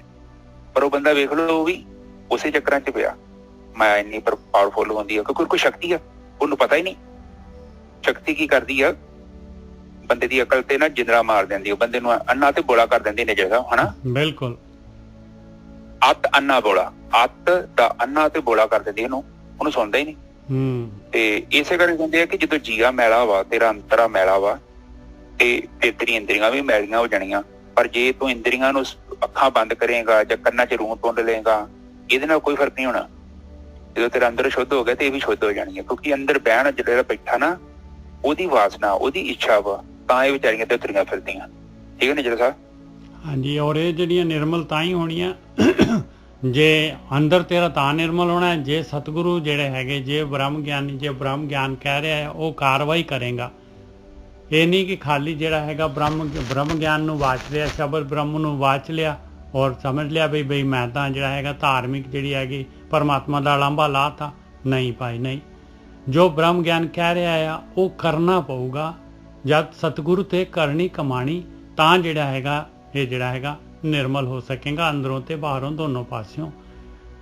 कूड़ की सोए पहुँचे नहीं, कहते फिर जिहड़ी हैगी माया दी जिहड़े जाले बुन रही है, माया दी तरंगां जिहड़ियां हैगियां, ये माया दा चोगा जिहड़ा हैगा फिर जिहड़ा हैगा अट्रैक्ट, ये माया दियां जिहड़ियां हैगियां वासनावां जिहड़ियां हैगियां नहीं बन सकणगियां। मन जिहड़ा हैगा इन्हां दे विच नहीं फसेगा। मनसा सच समाणी, क्योंकि मनसा जिहड़ी मन दी सच दे विच समा गई है। ध्यान सिमरन दे विच जिहड़ी है परमात्मा दे विच जिहड़ी हैगी, परमात्मा दी याद दे विच जिहड़ी है, ध्यान दे विच जिहड़ी हैगी मन दी इच्छा समा गई, मन नूं पावर आ गई है। इस करके जिहड़ा हैगा वो नहीं फसदा इस चोगे दे विच। जन्म रतन जिनी खटिया भले से वणजारे, कहंदे जिन्हां ने इस तरह मनुखी जून पा के और ये ध्यान सिमरन करके सतगुरु तो करनी जिहड़ी हैगी ओहदी कमाई करके जिहड़े हैगे आ अपना जन्म रतन जिहड़ा हैगा ये चांस जिहड़ा हैगा इस दे विच खट्टी कर ली, इहदे विच जिहड़ा हैगा लाभ लै लिया। कहंदे ओह भले आ भाई, ऐसे वणजारे भले हैगे। कहे नानक जिन मन निर्मल सदा रहे गुर नाले, उहदां दा मन निर्मल हो जाता है ते तन भी निर्मल हो जाता है, और हमेशा ही जिहड़े हैगे आ ओह गुरु दे नाल प्यार पै जाता है उन्हां दा, ਤੇ ਹਮੇਸ਼ਾ ਹੀ ਜਿਹੜਾ ਹੈਗਾ ਇਹ ਸਾਧ ਸੰਗਤ ਕਰਦੇ ਰਹਿੰਦੇ। ਹਾਂਜੀ ਵੀਰ ਜੀ। ਨਿਜ ਸਾਹਿਬ ਆਹ ਤੁਕ ਬੋਲ ਦੋ, ਕੂੜ ਕੀ ਸੋਈ, ਕੂੜ ਕੀ ਸੋਏ ਪਹੁੰਚੇ ਨਹੀਂ। ਕੂੜ ਦੀ ਜਿਹੜੀ ਹੈਗੀ, ਕੂੜ ਦੀ ਸੋਏ ਕੀ ਹੈ? ਦੇਖੋ ਮਚੋਗਾ ਕਿੰਨਾ ਖਿਲ ਰਿਹਾ ਹੋਇਆ ਹੈ, ਸਾਰੇ ਅੱਖਾਂ, ਕੰਨ, ਨੱਕ, ਜੀਭ, ਸਾਰਾ ਸਰੀਰ ਜਿਹੜਾ ਹੈਗਾ ਦੇਖ ਲਓ। ਇਹਦੇ ਵਾਸਤੇ ਜਿਹੜਾ ਪਦਾਰਥ ਪਏ ਹੋਏ ਆ, ਤਰ੍ਹਾਂ ਤਰ੍ਹਾਂ ਦੇ ਜਿਹੜੇ ਹੈਗੇ ਆਕਾਰ ਦੇ ਵਿੱਚ, ਸਵਾਦਲੇ ਪਦਾਰਥ ਪਏ ਆ। ਕਹਿੰਦੇ ਨਹੀਂ ਉਹਨਾਂ ਦਾ ਇਹ ਨਹੀਂ, ਉਹ ਜਿਹੜੀ ਹੈ ਇਹ ਜਿੰਨਾ ਵੀ ਮਾਇਆ ਦੇ ਲਾਲਚ ਦੇ ਰਹੀ ਹੈ ਮਾਇਆ, ਨਹੀਂ ਕਹਿੰਦੇ ਉਹ ਇਸ ਲਾਲਚ ਦੇ ਵਿੱਚ ਫਸਦੇ, ਕਿਉਂਕਿ ਉਹਨਾਂ ਦੀ ਮਨ ਦੀ ਇੱਛਾ ਜਿਹੜੀ ਹੈ ਸੱਚ ਦੇ ਵਿੱਚ ਸਮਾਈ ਹੋਈ ਹੈ। ਉਹਨਾਂ ਨੂੰ ਉਸ ਤੋਂ ਉੱਪਰ ਜਿਹੜਾ ਹੈਗਾ ਧਿਆਨ ਸਿਮਰਨ ਦੇ ਵਿੱਚ ਜਿਹੜਾ ਹੈਗਾ ਉਹਨਾਂ ਨੂੰ ਉਸ ਤੋਂ ਉੱਪਰ ਦੀ ਚੀਜ਼ ਲੱਭਦੀ ਹੈ। ਹਾਂਜੀ ਵੀਰ ਜੀ, ਮਤਲਬ ਕਿ ਜਿਹੜੇ ਨਾਮ ਜਪਦੇ ਉਹ ਇਹਨਾਂ ਤੋਂ ਮੁਕਤ ਹੋ ਜਾਂਦੇ ਆ। ਹਾਂ, ਜਿਹੜੇ ਧਿਆਨ ਸਿਮਰਨ ਕਰਦੇ ਆ ਉਹ ਜਿਹੜੇ ਫਸਦੇ ਨਹੀਂ ਐ ਇਸ ਜਾਲ ਤੋਂ। ਜਾਲਾ ਤਾਂ ਸਾਰਿਆਂ ਤੇ ਪਿਆ ਹੋਇਆ ਹੈ, ਉਹਦੇ ਵਿੱਚ ਹੀ ਰਹਿੰਦੇ ਆ। ਹਾਂਜੀ ਬਿਲਕੁਲ ਠੀਕ ਹੈ ਜੀ। ਉਹ ਕਹਿੰਦੇ ਕਿ ਜਿੱਦਾਂ ਮਿਰਗਾਬੀ ਹੁੰਦੀ ਹੈ ਨਾ, ਮਿਰਗਾਬੀ ਪਾਣੀ 'ਚ ਰਹਿੰਦੀ ਹੈ, ਹਾਂ, ਪਰ ਪਾਣੀ ਦਾ ਸੰਪਰਕ ਤਾਂ ਹੈਗਾ ਹੈ, ਪਰ ਉਹਦੇ ਪਰ ਗਿੱਲੇ ਨਹੀਂ ਹੁੰਦੇ। ਬਿਲਕੁਲ, ਕਮਲ ਦੀ ਗੱਲ ਹੈ। ਹਾਂ, ਕਮਲ ਦੇ ਫੁੱਲ ਦੀ ਉਦਾਹਰਨ ਦਿੱਤੀ ਹੈ। ਕਮਲ ਦੇ ਫੁੱਲ ਤੇ ਪਾਣੀ ਪਾਓ, ਏਦਾਂ ਚਿੱਕੜ ਜਿਹਾ। ਅਸਲ ਦੇ ਵਿੱਚ ਪਤਾ ਕੀ ਹੁੰਦਾ ਵਾ, ਹੁਣ ਆਪਾਂ ਕਿਸੇ ਨੂੰ ਕੰਪੇਅਰ ਕਰ ਦਈਏ, ਤੇਰਾ ਚਿਹਰਾ ਜਿਹੜਾ ਚੰਦ ਦੇ ਵਰਗਾ, ਬੜਾ ਖੂਬਸੂਰਤ ਹੈ। ਹੁਣ ਕੰਪੇਅਰ ਕਰਨ ਦੇ ਲਈ ਕੁਛ ਨਾ ਕੁਛ ਤੇ ਚਾਹੀਦਾ ਹੀ ਹੈ ਨਾ। ਹੁਣ ਜੜ ਦਾ ਹੀ ਸਹਾਰਾ ਲੈਣਾ ਪੈਂਦਾ। ਹੁਣ ਗੁਰੂਆਂ ਨੇ ਵੀ ਜੜ ਦਾ ਹੀ ਸਹਾਰਾ ਲਿਆ। ਬਿਲਕੁਲ, ਉਦੋਂ ਕਿਹਾ ਕਿ ਆਤਮਾ ਕਿੱਦਾਂ ਦੀ ਆ, ਅਮਾਵਸ ਦੀ ਰਾਤ ਵਰਗੀ। ਕਿਉਂਕਿ ਦੱਸਣ ਦੇ ਲਈ ਵੀ ਜੜ ਦਾ ਹੀ ਵਰਤੋਂ ਕਰਨੀ ਪੈਣੀ ਆ। ਹੁਣ ਚੰਦਰਮਾ ਕਿੱਥੇ, ਆਪਾਂ ਉਹਦੇ ਚਿਹਰੇ ਤੇ ਕਹਿੰਦੇ ਚੰਦਰਮਾ ਵਰਗਾ ਚਿਹਰਾ, ਉਹ ਕੋਈ ਬੰਦਾ ਥੋੜੀ ਹੈਗਾ, ਪਰ ਉਹ ਇੱਕ ਖੂਬਸੂਰਤੀ ਦਾ ਪ੍ਰਤੀਕ ਹੈ। ਇਸ ਕਰਕੇ ਆਪਾਂ ਭਾਸ਼ਾ ਦੇ ਵਿੱਚ ਉਹਦੀ ਵਰਤੋਂ ਕਰਦੇ ਹਾਂ। ਸੋ ਇੱਥੇ ਬਾਣੀ ਕਹਿ ਰਿਹਾ ਕਿ ਜਦੋਂ ਕੋਈ ਆਤਮਿਕ ਅਵਸਥਾ 'ਚ ਬੰਦਾ ਸਥਿਰ ਹੋਈ ਜਾਂਦਾ ਹੈ ਤੇ ਕਾਮ, ਕ੍ਰੋਧ, ਲੋਭ, ਮੋਹ, ਹੰਕਾਰ, ਰਾਗ ਤੇ ਦਵੈਸ਼ ਤੋਂ ਉੱਪਰ ਉੱਠ ਜਾਂਦਾ। ਬਿਲਕੁਲ, ਉਹਨੂੰ ਗਿਆਨ ਹੋ ਜਾਂਦਾ। ਗਿਆਨ ਕਿਉਂ ਹੋ ਜਾਂਦਾ ਹੈ? ਉਹ ਜੈਸੇ ਨੂੰ ਤੈਸੇ ਦੇ ਰੂਪ 'ਚ ਦੇਖ ਲੈਂਦਾ ਹੈ। ਉਹਦੇ ਅੰਦਰ ਦ੍ਰਿਸ਼ਟੀ ਪੈਦਾ ਹੋ ਗਈ ਹੈ ਔਰ ਉਹਦੇ ਅੰਦਰ ਵਿਵੇਕ ਆ ਗਿਆ ਹੈ। ਉਹ ਕੋਈ ਬੀਤੇ ਸਮੇਂ ਦੇ ਉੱਪਰ ਨਹੀਂ ਬੈਠਾ, ਉਹ ਯਥਾਰਥ ਨੂੰ ਸਾਹਮਣੇ ਦੇਖਦਾ ਹੈ ਔਰ ਉਹ ਹਰ ਚੀਜ਼ ਨੂੰ ਉਸੇ ਨਜ਼ਰੀਏ ਨਾਲ ਚੱਲਦਾ ਹੈ। ਔਰ ਫਿਰ ਜਿਹੜਾ ਬੰਦਾ ਯਥਾਰਥ ਸੱਚ ਨੂੰ ਦੇਖ ਲੈਂਦਾ ਹੈ, ਉਹ ਨਹੀਂ ਭਟਕਦਾ ਬੰਦਾ ਉਹ ਆ ਜਿਹੜਾ ਬੰਦਾ ਹਉਮੈ 'ਚ ਹੈ। ਕਿਉਂਕਿ ਹਉਮੈ ਵਾਲਾ ਬੰਦਾ ਸੱਚ ਨੂੰ ਨਹੀਂ ਦੇਖ ਸਕਦਾ। ਜਿੱਥੇ ਹਉਮੈ ਉੱਥੇ ਸੱਚ ਨਹੀਂ ਹੈ, ਤੇ ਜਿੱਥੇ ਸੱਚ ਹੈ ਉੱਥੇ ਹਉਮੈ ਨਹੀਂ ਹੈ। ਦੋਵੇਂ ਚੀਜ਼ਾਂ ਨੇ ਬੜੀਆਂ ਜੁੜੀਆਂ ਹੋਈਆਂ ਨੇ। ਹਾਂਜੀ ਨੇ ਸਾਹਿਬ, ਤੇ ਦੇਖ ਲਓ ਜਨਮ ਰਤਨ ਜਿਨੀ ਖੱਟਿਆ, ਕਹਿੰਦੇ ਇਹ ਮਨੁੱਖੀ ਜੂਨ ਪਾਈ ਆ ਆਪਣੇ ਕੋਲ। ਇਹ ਜਿਹੜਾ ਇਹ ਉਮਰ ਹੈਗੀ ਆ, ਇਹ ਚਾਂਸ ਮਿਲਿਆ ਹੋਇਆ ਆਪਣਾ ਜਿਹੜਾ ਹੈਗਾ ਆਪਣਾ ਸਰੀਰ ਤੇ ਆਤਮਾ ਦਾ ਜਿਹੜਾ ਜੋ ਜੀਓ ਦਾ ਕੰਬੀਨੇਸ਼ਨ ਹੈਗਾ, ਇਹਦੇ ਵਿੱਚ ਹੀ ਖੱਟੀ ਕਰਨੀ ਹੈ। ਜਿਨ੍ਹਾਂ ਨੇ ਖੱਟੀ ਕਰ ਲਈ ਤੇ ਉਹ ਭਲੇ ਬਣ ਜਾ ਰਹੇ ਆ ਭਾਈ, ਵਧੀਆ ਬਿਜ਼ਨਸਮੈਨ ਹੈਗੇ ਆ, ਦੂਰਦਰਸ਼ੀ ਹੈਗੇ ਆ। ਤੇ ਜਿਨ੍ਹਾਂ ਨੇ ਮਾਇਆ ਦੀ ਖੱਟੀ ਕੀਤੀ ਆ, ਉਹ ਭਾਈ ਫਿਰ ਜਿਹੜੇ ਹੈਗੇ ਆ ਉਹ ਫਿਰ ਇਹਦੇ ਵਿੱਚ ਸੰਸਾਰ ਦੇ ਵਿੱਚ ਜੂਨਾਂ ਦੇ ਵਿੱਚ ਭਟਕਦੇ ਆ। ਫਿਰ ਉਹਨਾਂ ਦਾ ਮਨ ਮੈਲਾ ਆ, ਇਸ ਕਾਰਨ ਸਰੀਰ ਵਧਿਆ ਹੈ, ਇਸ ਕਰਕੇ ਜਿਹੜਾ ਹੈਗਾ ਉਹਨਾਂ ਨੂੰ ਅਗਲੇ ਅਗਾਂਹ ਜਿਹੜੀਆਂ ਹੈਗੀਆਂ ਜੂਨਾਂ ਦੇ ਵਿੱਚ ਜਾਣਾ ਪੈਂਦਾ ਹੈ। ਤੇ ਜਿਨ੍ਹਾਂ ਨੇ ਜਿਹੜਾ ਹੈਗਾ ਧਿਆਨ ਸਿਮਰਨ ਕੀਤਾ, ਭਲੇ ਬਣ ਜਾ ਰਹੇ ਆ। ਜਿਨ੍ਹਾਂ ਨੇ ਇਸ ਮਨੁੱਖੀ ਜਨਮ ਪਾ ਕੇ ਜਿਹੜਾ ਹੈਗਾ ਔਰ ਉਹ ਜਿਹੜੇ ਹੈਗੇ ਆ ਉਹਨਾਂ ਨੇ ਨਾਮ ਦੀ ਖੱਟੀ ਕੀਤੀ ਆ, ਉਹਨਾਂ ਨੇ ਜਨਮ ਜਿੱਤ ਲਿਆ। ਕਹੇ ਨਾਨਕ ਜਿਨ ਮਨ ਨਿਰਮਲ ਸਦਾ ਰਹੇ ਗੁਰੂ ਨਾਲੇ। ਜਿਹੜੇ ਗੁਰੂ ਦੇ ਨਾਲ ਹਮੇਸ਼ਾ ਹੀ ਰਹਿੰਦੇ ਆ, ਜਿਹੜੇ ਗੁਰੂ ਦੀ ਕਹੇ ਦੇ ਅਨੁਸਾਰ ਚੱਲਦੇ ਆ, ਕਹਿੰਦੇ ਉਹਨਾਂ ਦਾ ਮਨ ਨਿਰਮਲ ਆ ਭਾਈ। ਉਹ ਜਿਹੜੇ ਲੋਕ ਪਰਲੋਕ ਦੇ ਵਿੱਚ ਜਿਹੜੇ ਹੈਗੇ ਆ ਸੋਭਾ ਹੋ ਜਾਂਦੀ ਆ ਉਹਨਾਂ ਦੀ, ਔਰ ਫਿਰ ਦੁਬਾਰਾ ਜੂਨਾਂ ਦੇ ਵਿੱਚ ਨਹੀਂ ਆਉਂਦੇ। ਹਾਂਜੀ ਵੀਰ ਜੀ, ਬਿਲਕੁਲ ਜੀ। ਇਹ ਤੁਕ ਦੇ ਵਿੱਚ ਸਿੰਪਲ ਹੀ ਗੱਲ ਕਰਦੀ, ਉਹ ਮੇਰੀ ਗੱਲ ਨੂੰ ਸਮਝਾ ਰਹੇ ਨੇ ਕਿ ਜਨਮ ਰਤਨ ਜਿਨ ਖੱਟਿਆ ਭਲੇ ਸੇਵਨ ਜਾ ਰਿਹਾ। ਉਹਨਾਂ ਨੇ ਪੁੱਲ ਦੇ ਵਾਂਗੂ ਆਪਣੇ ਆਪ ਨੂੰ ਨਿਜਰ ਸਾਹਿਬ ਜਿਉਂਦੇ ਜੀ ਅਲੱਗ ਕਰ ਲਿਆ। ਬਿਲਕੁਲ, ਉਹ ਆਖਰ ਤੱਕ ਇੰਤਜ਼ਾਰ ਹੀ ਨਹੀਂ ਕਰਦੇ। ਹੁਣ ਉਹ ਮਾਈ ਜਿਹੜੀ ਮਰ ਗਈ ਆ, ਜਿਹਦਾ ਇੰਨਾ ਮਾਇਆ ਦੇ ਨਾਲ ਮੋਹ ਆ, ਨਿਜਰ ਸਾਹਿਬ ਆਖਰ ਚ ਕਿੱਥੋਂ ਉਹ ਪਕੜ ਛੁੱਟਣੀ? ਭਾਵੇਂ ਜਿੰਨਾ ਮਰਜੀ ਨਾਮ ਜਪ ਲਿਓ। ਹੁਣ ਡੈਥ ਬੈੱਡ ਤੇ ਬੰਦਾ ਪਿਆ ਹੋਵੇ, ਬੰਦਾ ਬਿਮਾਰ, ਉਧਰੋਂ ਮੌਤ ਸਾਹਮਣੇ ਖਲੋਤੀ ਆ, ਉਦੋਂ ਮਾਇਆ ਉਹ ਤੇ ਨਿਜਰ ਸਾਹਿਬ ਚੀਜ਼ ਉਹ ਪ੍ਰਗਟ ਹੋਣੀ ਨਾ ਜਿਹਦਾ ਅਸੀਂ ਸੰਗ ਕੀਤਾ। ਉਸ ਟਾਈਮ ਤੇ ਰੱਬ ਰੁੱਬ ਨਹੀਂ ਚੇਤੇ ਆਉਣਾ। ਇਹ ਤੇ ਮੈਂ ਨਿਜਰ ਸਾਹਿਬ ਵੇਖਦੇ ਆ ਜਿੱਦਾਂ ਸੱਪ ਕੁੰਜ ਨੂੰ ਲਾ ਦਿੰਦਾ ਨਾ, ਇਹ ਅਧਿਆਤਮਿਕ ਵੀ ਸੱਪ ਸਾਨੂੰ ਕੀ ਕਰਦਾ ਹੈ, ਧਿਆਨ ਸਿਮਰਨ ਕੁੰਜ ਦੇ ਵਾਂਗੂ ਇਸ ਸੰਸਾਰ ਤੋਂ ਅਲੱਗ ਕਰ ਦਿੰਦਾ ਹੈ। ਬਿਲਕੁਲ, ਬਹੁਤ ਵਧੀਆ ਜੀ, ਬਿਲਕੁਲ ਠੀਕ ਹੈ।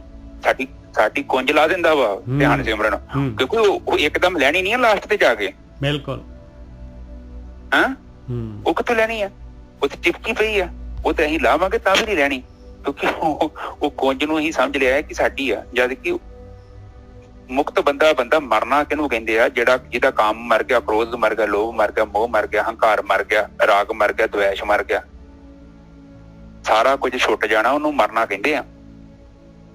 ਔਰ ਇਹ ਦੇਖੋ, ਮੁਕਤੀ ਕੋਈ ਮਜ਼ਾਕ ਨਹੀਂ ਹੈਗਾ, ਇਹ ਕਾਫੀ ਗਹਿਰਾ ਸਬਜੈਕਟ ਆ। ਔਰ ਇਹਦੇ ਲਈ ਪਹਿਲਾਂ ਤੋਂ ਹੀ ਤਿਆਰੀ ਕਰਾਂਗੇ ਤੇ ਹੌਲੀ ਹੌਲੀ ਆਪਾਂ ਕੁੰਜ ਵਾਂਗੂ ਅਲੱਗ ਹੁੰਦੇ। ਔਰ ਜਿੱਦਾਂ ਵੇਖੋ ਸੜਕ ਦੇ ਨਾਲੋਂ ਪੁਲ ਚੜਦਾ ਪਤਾ ਵੀ ਨਹੀਂ ਲੱਗਦਾ, ਪਰ ਜਿੱਥੋਂ ਗੱਡੀ ਉੱਤੇ ਚੜ ਗਈ ਆਪਣੀ, ਬਿਲਕੁਲ ਨਹੀਂ ਪਤਾ ਲੱਗਦੀ। ਤੇ ਇਹਦਾ ਮਤਲਬ ਕਿ ਆਪਾਂ ਡਿਊਟੀਆਂ ਵੀ ਨਿਭਾਈਏ ਤੇ ਅਧਿਆਤਮਿਕ ਸਫ਼ਰ ਵੀ ਨਾਲ ਜਾਰੀ ਰੱਖੀਏ, ਔਰ ਥੋੜੀ ਥੋੜੀ ਰਿਟਾਇਰਮੈਂਟ ਲਈ ਜਾਈਏ, ਥੋੜੀ ਥੋੜੀ।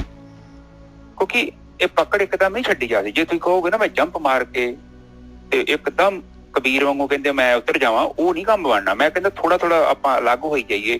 ਔਰ ਹੁਣ ਇਹਦੇ ਚੀਜ਼ ਚ ਨਿਜਰ ਦਾ ਪਤਾ ਕਿ ਮੈਂ ਹੁਣ ਇੱਥੇ ਸਮੁੰਦਰ ਚ ਕੰਮ ਕਰਦਾ, ਕਿ ਇਹ ਮੈਂ ਮਹਿਸੂਸ ਕੀਤੀ ਹੈ ਥੋੜਾ ਜਿਹਾ ਬਾਹਰ ਰਹਿਣ ਦੇ ਨਾਲ ਕੀ ਹੁੰਦਾ ਕਿ ਬੰਦੇ ਦਾ ਨਾ ਰਹਿੰਦਾ ਹੈ ਘਰ ਪਰਿਵਾਰ ਚ, ਪਰ ਥੋੜਾ ਜਿਹਾ ਮੋਹ ਨਾ ਘੱਟ ਜਾਂਦਾ, ਓਨਾ ਮੋਹ ਨਹੀਂ ਰਹਿੰਦਾ, ਕਿਉਂਕਿ ਆਦੀ ਹੋ ਗਏ ਨਾ ਕੁਝ ਸਮੇਂ ਲਈ ਬਾਹਰ ਰਹਿਣਾ। ਔਰ ਇਸ ਲਈ ਮੈਂ ਸੋਚਦਾ ਸੀ ਪੁਰਾਣੇ ਜ਼ਮਾਨੇ ਚ ਲੋਕੀ ਕਹਿੰਦੇ ਉਹਦਾ ਕਾਰਨ ਇਹੋ ਹੀ ਸੀ ਕਿ ਥੋੜਾ ਜਿਹਾ ਘਰ ਤੋਂ ਦੂਰ ਚੱਲ ਜਾਈਏ, ਕਿ ਥੋੜੀ ਪਕੜ ਘੱਟ ਜੇ। ਪਰ ਬੰਦਾ ਤੇ ਵੇਖਿਆ ਨਾ 90 ਸਾਲ ਦਾ ਕਿ 100 ਸਾਲ ਦਾ ਵੀ ਘਰੋਂ ਨਹੀਂ ਜਾਣਾ ਚਾਹੁੰਦਾ। ਉਹ ਜਿਵੇਂ ਜਿਵੇਂ ਬੁੱਢਾ ਹੋਈ ਜਾਊਗਾ ਤਿਵੇਂ ਤਿਵੇਂ ਉਹਦੀ ਪਕੜ ਵੱਧਦੀ ਹੈ। ਸੋ ਕੋਸ਼ਿਸ਼ ਕਰਿਆ ਕਰੋ। ਸੰਨਿਆਸ ਦਾ ਮਤਲਬ ਕੀ ਇਹ ਨਹੀਂ ਘਰ ਬਾਰ ਛੱਡ ਕੇ ਚੱਲ ਜਾਣਾ। ਸੰਨਿਆਸ ਦਾ ਮਤਲਬ ਹੈ ਕਿ ਨਵਾਂ ਬੱਚਾ ਆ ਗਿਆ, ਉਹਨੂੰ ਜ਼ਿੰਮੇਵਾਰੀ ਦੇ ਦਿਓ ਤੇ ਥੋੜੇ ਥੋੜੇ ਆਪ ਪਿੱਛੇ ਹੋ ਜਾਓ। ਪਕੜ ਨਾ ਕਰੋ ਕਿ ਆਹ ਕੰਮ ਮੈਂ ਹੀ ਕਰਨਾ। ਜਦੋਂ ਆਪਾਂ ਮੈਂ ਕਰਦਾ ਵਾਂ ਫਿਰ ਆਪਾਂ ਉਹ ਉੱਥੇ ਵੱਜਦੇ ਜਾਂਦੇ ਹਾਂ। ਕੰਮ ਤੇ ਕਰਨੇ ਹੀ ਕਰਨੇ ਆਪਾਂ, ਪਰ ਆਪਾਂ ਉਸ ਹਿਸਾਬ ਨਾਲ ਕਰੀਏ ਕਿ ਡਿਊਟੀ ਵੀ ਨਿਭਾਈਏ ਤੇ ਕਿਹਨੂੰ ਫੀਲ ਵੀ ਨਾ ਹੋਵੇ। ਤੇ ਇੱਥੇ ਕਹਿੰਦੇ ਕਿਹੜਾ ਵਾ ਜਨਮ ਰਤਨ ਜਿਨ ਕੱਢਿਆ ਭਲੇ ਸੇ ਵੰਜਾਰੇ। ਕੌਣ ਵੰਜਾਰੇ ਚੰਗੇ ਹੁੰਦੇ ਨੇ? ਵੰਜਾਰੇ ਦਾ ਮਤਲਬ ਬਿਜ਼ਨਸਮੈਨ, ਜਿਹੜੇ ਕਾਰੋਬਾਰ ਕਰਦੇ ਨੇ, ਤੇ ਉਹ ਭਲੇ ਨੇ ਜਿਹੜੇ ਜੀਂਦੇ ਜੀ ਵਪਾਰ ਕਰ ਲੈਂਦੇ ਨੇ। ਕਾਮ ਨੂੰ ਮਾਰ ਲੈਂਦੇ, ਕ੍ਰੋਧ ਨੂੰ ਮਾਰ ਲੈਂਦੇ, ਲੋਭ ਨੂੰ ਮਾਰ ਲੈਂਦੇ, ਮੋਹ ਨੂੰ ਮਾਰ ਲੈਂਦੇ, ਹੰਕਾਰ ਨੂੰ ਮਾਰ ਲੈਂਦੇ, ਰਾਗ ਨੂੰ ਮਾਰ ਲੈਂਦੇ, ਦਵੇਸ਼ ਨੂੰ ਮਾਰ ਲੈਂਦੇ। ਔਰ ਜੀਂਦੇ ਜੀ ਰਿਟਾਇਰ ਹੋ ਜਾਂਦੇ ਆ, ਸੰਨਿਆਸੀ ਹੋ ਜਾਂਦੇ, ਸੰਸਾਰ ਦੇ ਵਿੱਚ ਹੀ ਰਹਿੰਦੇ ਨੇ। ਪਰ ਉਹ ਮਤਲਬ ਹੈ ਕਮਲ ਆ, ਚਿੱਕੜ ਚ ਆ, ਮਿਰਗਾਬੀ ਵਾਂਗੂ ਰਹਿੰਦਾ ਪਾਣੀ ਚ ਹੀ ਆ ਬੰਦਾ ਉਹ, ਪਰ ਅਲੱਗ ਆ ਉਹ। ਜੀਂਦੇ ਜੀ ਉਹਨੇ ਕੀ ਕੀਤਾ ਕਿ ਸੱਪ ਦੀ ਕੁੰਜ ਵਾਂਗੂ ਆਪਣੀ ਜਿਹੜੀ ਬਾਹਰੀ ਕੁੰਜ ਉਤਾਰ ਕੇ ਉਹਨੂੰ ਸਾਈਡ ਤੇ ਕਰ ਲਿਆ। ਹੁਣ ਵੇਖੋ ਕਈਆਂ ਜੇ ਤੁਹਾਡੇ ਚ ਜੇ ਕੋਈ ਪੈਸੇ ਦੀ ਜ਼ਿਆਦਾ ਪਕੜ ਹੈ ਨਾ, ਥੋੜਾ ਦਾਨ ਕਰਿਆ ਕਰੋ, ਕਿਉਂਕਿ ਇਹ ਜਿਵੇਂ ਜਿਵੇਂ ਤੁਹਾਡੀ ਉਮਰ ਵਧਣੀ ਹੈ ਨਾ, ਤੁਹਾਡੀ ਪੈਸੇ ਤੇ ਪਕੜ ਵੱਧ ਹੀ ਜਾਣੀ ਆ। ਔਰ ਮੁੜ ਕੇ ਤੁਸੀਂ ਕਹੋਗੇ ਨਾ ਕਿ ਮੈਂ ਦਾਨ ਕਰਦਾ, ਸਾਰਾ ਕਰਦਾ, ਉਹ ਦਾਨ ਕਰ ਵੀ ਦਓਗੇ ਤੇ ਪਕੜ ਨਹੀਂ ਜਾਣੀ। ਇਹ ਪਕੜ ਤੇ ਦਾਨ ਨਹੀਂ ਜਾਣੀ ਆ ਮੇਜਰ ਸਾਹਿਬ। ਬਿਲਕੁਲ ਸਹੀ ਗੱਲ। ਥੋੜਾ ਥੋੜਾ ਛੱਡਣ ਨਹੀਂ ਜਾਣਾ। ਹਾਂਜੀ, ਕਿਉਂਕਿ ਛੱਡੋਗੇ ਤੇ ਉਹ ਛੁੱਟਣਾ ਵਾ। ਕਿਉਂਕਿ ਜੇ ਜਿੰਨਾ ਘੁੱਟੋਗੇ ਨਾ ਓਨਾ ਹੀ ਉਹਦੇ ਨਾਲ ਲਗਾਓ ਪੈਣਾ। ਤੇ ਉਹਨੂੰ ਥੋੜਾ ਥੋੜਾ ਦਾਨ, ਕਮਾਈ ਵੀ ਕਰੋ, ਮੈਂ ਨਹੀਂ ਕਹਿੰਦਾ ਕਮਾਈ ਨਾ ਕਰੋ, ਥੋੜਾ ਜਿਹਾ ਦਾਨ ਵੀ ਕਰੋਗੇ, ਉਹਦੇ ਨਾਲ ਕਿ ਤੁਹਾਡੀ ਗ੍ਰਿਪ ਘੱਟ ਜੂਗੀ ਥੋੜੀ ਥੋੜੀ। ਔਰ ਸਹੀ ਜਗ੍ਹਾ ਦਾਨ ਕਰਨਾ, ਇਹ ਨਾ ਕਿਤੇ ਗੁਰਦੁਆਰੇ ਚੜਾ ਦਿਓ। ਹਾਂਜੀ ਨਿਜਰ ਸਾਹਿਬ। ਹਾਂ, ਗ੍ਰਿਪ ਜਿਹੜੀ ਘਟੂਗੀ ਜੇ ਛੱਡਾਂਗੇ, ਢਿੱਲੀ ਮੁੱਠੀ ਕਰਾਂਗੇ ਤਾਂ ਹੀ ਬਾਹਰ ਆਊਗੀ, ਨਹੀਂ ਤਾਂ ਬਾਹਰ ਹੀ ਨਹੀਂ ਆਉਣੀ ਮੁੱਠੀ। ਮਾਇਆ ਤੋਂ ਬਾਹਰ ਆਉਣੀ। ਪਰ ਜੇ ਗੁਰਦੁਆਰੇ ਜੇ ਧਾਰਮਿਕ ਸਥਾਨ ਤੇ ਚੜਾਤਾ ਤੇ ਫਿਰ ਹਉਮੈ ਵੱਜਣੀ ਆ ਤੁਹਾਡੀ। ਬਿਲਕੁਲ ਸਹੀ ਗੱਲ ਹੈ। ਹਾਂ, ਕਿਉਂਕਿ ਉਹ ਉੱਥੇ ਤੇ ਉਹ ਬੜੀ ਗੜਬੜ ਹੋ ਜਾਣੀ। ਹਾਂਜੀ ਨਿਜਰ ਸਾਹਿਬ। ਹਾਂ, ਅੱਗੇ ਚੱਲੀਏ। ਹਾਂਜੀ, ਤੇ ਅੱਗੇ ਆਖਰੀ ਦੇ ਵਿੱਚ ਮਹਾਰਾਜ ਕਹਿੰਦੇ ਕਹੇ ਨਾਨਕ ਜਿਨ ਮਨ ਨਿਰਮਲ ਸਦਾ ਰਹੇ ਗੁਰੂ ਨਾਲੇ। ਜਿਨ੍ਹਾਂ ਦਾ ਮਨ ਨਿਰਮਲ ਹੈਗਾ ਉਹ ਜਿਹੜੇ ਹੈਗੇ ਗੁਰੂ ਦੇ ਅਨੁਸਾਰ ਕਾਰਵਾਈ ਕਰਦੇ ਰਹਿੰਦੇ ਆ। ਉਹ ਸਿੱਖ ਹੈਗੇ ਭਾਈ, ਉਹ ਜਿਹੜੇ ਹੈਗੇ ਸਨਮੁਖ ਹੈਗੇ ਗੁਰੂ ਦੇ, ਕਿਉਂਕਿ ਜੋ ਗੁਰੂ ਕਹਿ ਰਿਹਾ ਹੈ, ਜੋ ਬ੍ਰਹਮ ਗਿਆਨ ਕਹਿ ਰਿਹਾ, ਉਸ ਹਿਸਾਬ ਦੇ ਨਾਲ ਉਹ ਗਤੀ ਕਰ ਰਹੇ ਆ। ਤੇ ਹੁਣ ਇਸ ਤੋਂ ਅਗਲਾ ਆਇਆ, ਜੇ ਕੋ ਸਿੱਖ ਗੁਰੂ ਸੇਤੀ ਸਨਮੁਖ ਹੋਵੇ। ਇਹੀ ਇਸੇ ਨੂੰ ਕੰਟੀਨਿਊ ਕਰ ਰਹੇ ਮਹਾਰਾਜ। ਕਹਿੰਦੇ ਜੇ ਕੋਈ ਜਿਹੜਾ ਹੈਗਾ, ਜਿਹੜਾ ਮਰਜੀ ਉਹ ਸਿੱਖ ਹੈਗਾ ਭਾਈ। ਸਿੱਖ ਦੇ ਖੱਖੇ ਨੂੰ ਔਂਕੜ ਲੱਗੀ ਹੋਈ ਹੈ। ਸਿੱਖ ਗੁਰੂ ਸੇਤੀ ਸਨਮੁਖ ਹੋਵੇ। ਸਨਮੁਖ ਹੋਣਾ ਕੀ ਹੈ ਬਈ? ਗੁਰੂ ਦੀ ਜੋ ਗੁਰੂ ਕਹਿ ਰਹੇ ਹੈ, ਜੋ ਗਿਆਨ ਕਹਿ ਰਿਹਾ, ਜੋ ਬ੍ਰਹਮ ਗਿਆਨ ਕਹਿ ਰਿਹਾ, ਉਹਨੂੰ ਮੰਨ ਕੇ ਉਸ ਦੇ ਅਨੁਸਾਰ ਚੱਲਣਾ। ਕਹਿੰਦੇ ਜਿਹੜਾ ਮਰਜੀ ਸਿੱਖ ਜਿਹੜਾ ਹੈਗਾ ਗੁਰੂ ਦੇ ਸਨਮੁਖ ਹੋ ਜਾਏ, ਗੁਰੂ ਦੀ ਗੱਲ ਮੰਨ ਲੈ, ਜਿਹੜਾ ਮਰਜੀ ਮੰਨ ਲੈ। ਕੀ ਗੱਲ ਹੋਵੇ ਤਾਂ ਸਨਮੁਖ ਸਿੱਖ ਕੋਈ, ਜਿਉ ਰਹੇ ਗੁਰ ਨਾਲੇ। ਬਸ यही कंडीशन है। पर अंदरों मन जिहड़ा हैगा गुरु के अनुसार चला ले मन नूं, जो गुरु कह रहा वो काम मन दे नाल मन उस काम दे विच लग जाए। होवे तां सन्मुख सिख कोई, जीहो रहे गुर नाले, गुर के चरण हिरदे त्याए, अंतर आत्मे संभाले। और गुरु के चरण जिहड़े हैगे शब्द रूपी चरण, ध्यान सिमरन जिहड़ा हैगा इनू हिरदे दे नाल ध्यान सिमरन करे, मन लगा के, और अंतर आत्मे संभाले, आत्मा दे विच सुरत अपनी आत्मा दे विच टिकाए। आप छड़ सदा रहे परने, ओदी हौमे निकलेगी पाई, ओदी हौमे छुटेगी। कहंदे आप छड़ सदा रहे परने, ओ गुरु दे परने, मालक परमात्मा दे परने, मालक दी छत्र छाया दे विच जिहड़ा हैगा मालक दी शरण दे विच रहे। गुरबिन अवर ना जाने कोए, गुरु दे ज्ञान तो ब्रह्म ज्ञान तो इलावा जिहड़ा हैगा होर किसी चीज़ नूं टॉप प्रायोरिटी ना दे। आप छड़ सदा रहे परने, गुरबिन अवर न जाने कोए, कहे नानक सुनो संतो सो सिख सन्मुख होए।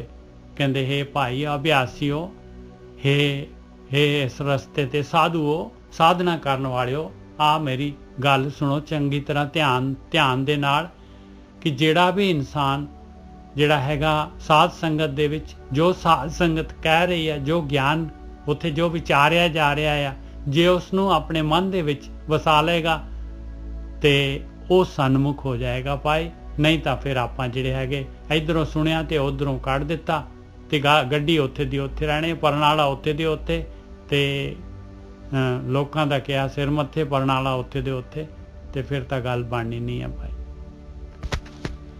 हाँ जी वीर जी, जे को सिख गुरु सेती सन्मुख होवे तां सन्मुख सिख कोई, जीहो रहे गुर नाले। क्योंकि आपां जिहड़े हैगे नॉर्मल जिहड़े हैगे आपां तां नेरे दे विच बैठे आ, अपने कोल है नहीं गा अखां है नहीं गया बई ये जिहड़ा हैगा आपां परमात्मा वाला रस्ता जिहड़ा हैगा उहदे बारे जानकारी लै लईए, उहदे बारे पता लग जाए आपां नूं, वो तो मिलनी है भाई गुरु कोलों मिलनी है, ब्रह्म ज्ञानियां कोलों ब्रह्म ज्ञान तो मिलनी है। ते जे आपां उहनूं लै लांगे ते आपां सन्मुख हैगे आ, नहीं तो आपां बेमुख हैगे आ भाई। जे को सिख गुरु सेती सन्मुख होवे तां सन्मुख सिख कोई, जीहो रहे गुर नाले। अंदरों जिहड़ी हैगी मन नूं जिहड़ा हैगा उस पासे चलाउणा है भाई। हाँ जी वीर जी।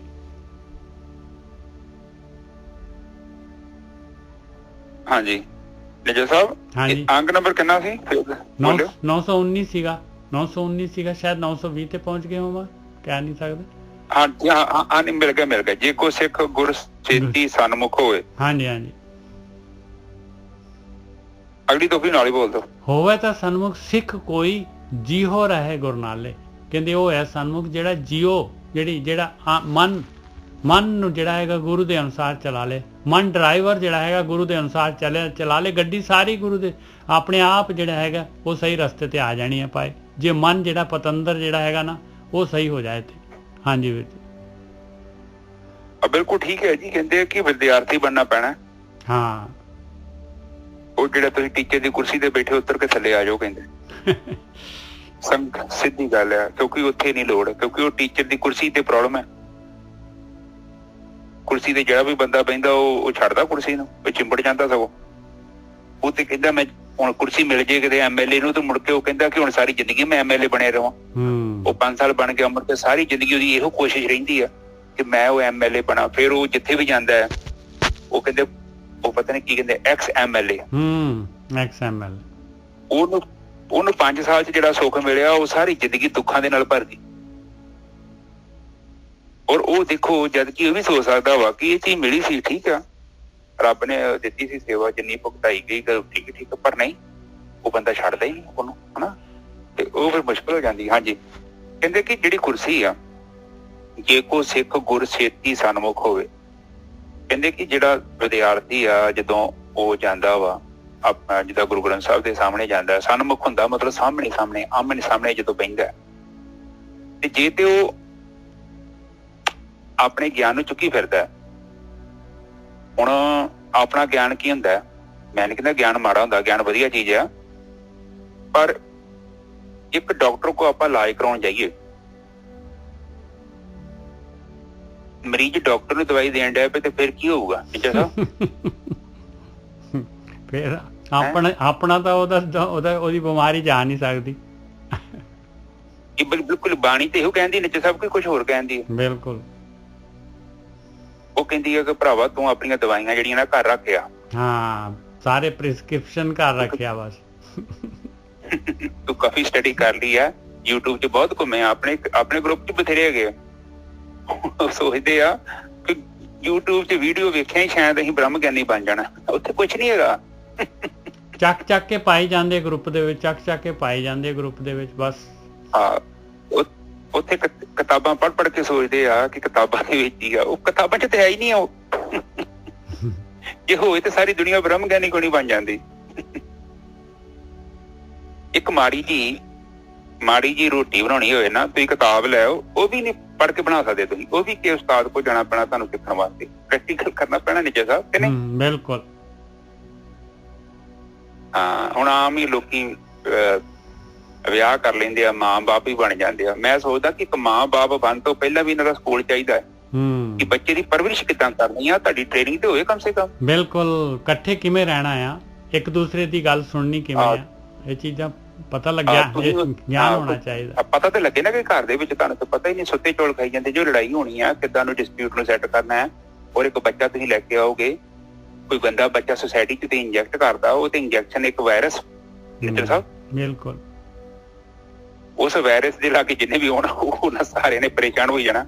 ਇਸੇ ਤਰ੍ਹਾਂ ਹੀ ਤੇ ਚੀਜ਼ ਹੋ ਰਹੀ ਆ। ਮੇਰੇ ਹਿਸਾਬ ਨਾਲ ਕਿ ਸਪੈਸ਼ਲ ਇਸ ਟਾਈਮ ਸਮਾਂ ਹੈਗਾ, ਮਾਂ ਬਾਪ ਬਣ ਤੋਂ ਪਹਿਲਾਂ ਇੱਕ ਸਕੂਲ ਹੋਵੇ, ਉੱਥੇ ਜਾਓ ਵੀ 2-2 ਮਹੀਨਾ ਕੋਰਸ ਕਰਕੇ ਆਓ, ਟ੍ਰੇਨਿੰਗ ਕਿੱਦਾਂ ਬੱਚੇ ਨੂੰ ਪਰਵਰਿਸ਼ ਕਿੱਦਾਂ ਕਰਨੀ। ਇੱਕ ਚੰਗਾ ਬੱਚਾ ਸੁਸਾਇਟੀ 'ਚ ਭੇਜਣਾ, ਔਰ ਉਹਦੇ ਸੰਸਕਾਰ 10-12 ਸਾਲ ਦਾ ਟਾਈਮ ਹੁੰਦਾ ਮਾਂ ਕੋਲ। ਬੱਚੇ 'ਚ ਜਿੱਦਾਂ ਦੇ ਸੰਸਕਾਰ ਭਰਨਾ ਚਾਹਵੇ ਭਰ ਸਕਦੀ ਆ, ਪਰ ਸੰਸਕਾਰ ਪਤਾ ਕਿੱਦਾਂ ਭਰੇ ਜਾਣੇ ਆ? ਉਹ ਮਾਂ ਨੂੰ ਰੋਲ ਅਦਾ ਕਰਨਾ ਪੈਣਾ, ਉਹਨੂੰ ਆਪਣੇ ਬਜ਼ੁਰਗਾਂ ਦੀ ਸੇਵਾ ਕਰਨੀ ਪੈਣੀ ਆ, ਕਿਉਂਕਿ 12 ਸਾਲ ਦਾ ਬੱਚਾ ਬਿਲਕੁਲ ਸਕੈਨ ਕਰਦਾ। ਉਹ ਜੋ ਤੁਸੀਂ ਕਰੋਗੇ ਨਾ ਉਹਨੇ ਉਹੀ ਕਰਨਾ। ਤੁਸੀਂ ਜੁੱਤੀ ਸੁੱਟ ਦੀ ਵਗਾ ਕੇ ਮਾਰੀ, ਉਹਨੇ ਵਗਾ ਕੇ ਮਾਰਨੀ। ਤੁਸੀਂ ਉੱਚੀ ਬੋਲਣਾ ਸ਼ੁਰੂ ਕਰਤਾ, ਇਹਨੇ ਵੀ ਉੱਚੀ ਬੋਲਣਾ ਸ਼ੁਰੂ ਕਰ ਦੇਣਾ। ਤੁਸੀਂ ਗਾਲਾਂ ਕੱਢੋ ਉਹਦੇ ਸਾਹਮਣੇ, ਉਹਨੇ ਗਾਲਾਂ ਕੱਢਣੀਆਂ ਨੇ। ਸਾਹਿਬ 4 ਕੱਢੂਗਾ ਗਾਲਾਂ। ਬਿਲਕੁਲ ਕਹਿੰਦੇ ਸਹੀ ਹੈਗਾ ਨਾ ਇਹ ਗੱਲਾਂ? ਬਿਲਕੁਲ ਠੀਕ ਹੈ ਜੀ। ਹਾਂ, ਤੇ ਜੇ ਤੁਸੀਂ ਉਹਨੂੰ ਕਰੋ ਕਿ ਬੇਟਾ ਜੀ ਇੱਧਰ ਆਓ, ਬੇਟਾ ਜੀ ਉੱਧਰ ਜਾਓ, ਆਹ ਕੰਮ ਕਰੋ, ਆਓ ਕਰੋ, ਉਹਨੇ ਕਹਿਣਾ ਹਾਂ ਮੰਮੀ ਜੀ। ਉਹ ਆਟੋਮੈਟਿਕਲੀ ਤੇ ਮੂੰਹ ਚੋਂ ਜੀ ਨਿਕਲਣਾ, ਤੇ ਉਹ ਜੀ ਕਹਿ ਕੇ ਫਿਰ ਉਹਦੀ ਆਦਤ ਬਹਿ ਜਾਣੀ, ਬਣ ਜਾਣੀ। ਆਦਤ ਨੀ ਮੁੜ ਕੇ ਛੋੜਦੀ, ਉਹ ਭਾਵੇਂ ਜੋ ਮਰਜ਼ੀ ਕਰ ਲੇ, ਉਹ ਜੀ ਉਹਦੇ ਚ ਨਿਕਲਣਾ ਹੀ ਆ, ਨਿਮਰਤਾ ਨਿਕਲਣੀ ਉਹਦੀ। ਔਰ ਛੋਟੇ ਬੱਚੇ ਨੂੰ ਜਿੱਥੇ ਆਪਾਂ ਚੰਗਾ ਡਾਕਟਰ, ਚੰਗਾ ਇੰਜੀਨੀਅਰ ਤੇ ਬਣਾ ਦਿੰਦੇ ਆ, ਪਰ ਇਹਨਾਂ ਤੋਂ ਵੀ ਜ਼ਰੂਰੀ ਹੈ ਚੰਗਾ ਇਨਸਾਨ ਬਣਾਉਣਾ। ਹੁਣ ਆ ਜਿਹੜੇ ਇੰਨੇ ਪੜ੍ਹੇ ਲਿਖੇ ਬੱਚੇ ਸੁਸਾਇਟੀ 'ਚ ਆਪਾਂ ਇੰਜੈਕਟ ਕਰਦੇ ਨੇ, ਉਹ ਬੱਚੇ ਬਹੁਤ IQ ਉਹਨਾਂ ਦਾ ਬਹੁਤ ਉੱਚਾ ਹੈ, ਪਰ ਚੰਗੇ ਇਨਸਾਨ ਨਹੀਂ ਹੈਗੇ ਉਹ, ਕਿਉਂਕਿ ਉਹਨਾਂ ਸੰਸਕਾਰ ਨਹੀਂ ਦਿੰਦੇ। ਉਹਨਾਂ ਨੇ ਇੱਕੋ ਚੀਜ਼ ਦਿੱਤੀ ਹੈ ਪੜ੍ਹਾਈ। ਉਹ ਕੀ ਕਿਤਾਬਾਂ ਪੜ੍ਹ ਲਈਆਂ, ਉਹ ਤੇ ਮੈਮਰੀ ਹੈਗੀ, ਉਹ ਪੜ੍ਹ ਲਿਆ ਤੇ ਯਾਦ ਕਰ ਲਿਆ, ਮੁੜ ਕੇ ਲਿਖਾਏ। ਸੰਸਕਾਰ ਦਾ ਮਤਲਬ ਹੁੰਦਾ ਹੈ ਕਿ ਜੀਵਨ ਕੀ ਹੈ, ਇੱਥੇ ਕੀ ਕਰ ਰਿਹਾ ਬੱਚੇ। ਤੂੰ ਜਨਮ ਹੋ ਗਿਆ, ਸੰਸਾਰ 'ਚ ਆ ਗਿਆ, ਇੱਕ ਦਿਨ ਤੂੰ ਮਰ ਜਾਣਾ। ਇਹ ਜੜ ਪ੍ਰਕਿਰਤੀ ਹੈ, ਇਹਨੇ ਸਭ ਕੁਝ ਤੇ ਤੋਂ ਖੋਹ ਲੈਣਾ, ਤੇ ਤੂੰ ਕਿਉਂ ਆਇਆ ਇੱਥੇ, ਕੀ ਕਰਨਾ ਹੈ, ਤੇਰਾ ਮਕਸਦ ਕੀ ਹੈ? ਸੰਸਕਾਰ ਦਾ ਮਤਲਬ ਤੇ ਨਿੱਜਰ ਸਾਹਿਬ ਇਹੀ ਹੈ ਨਾ।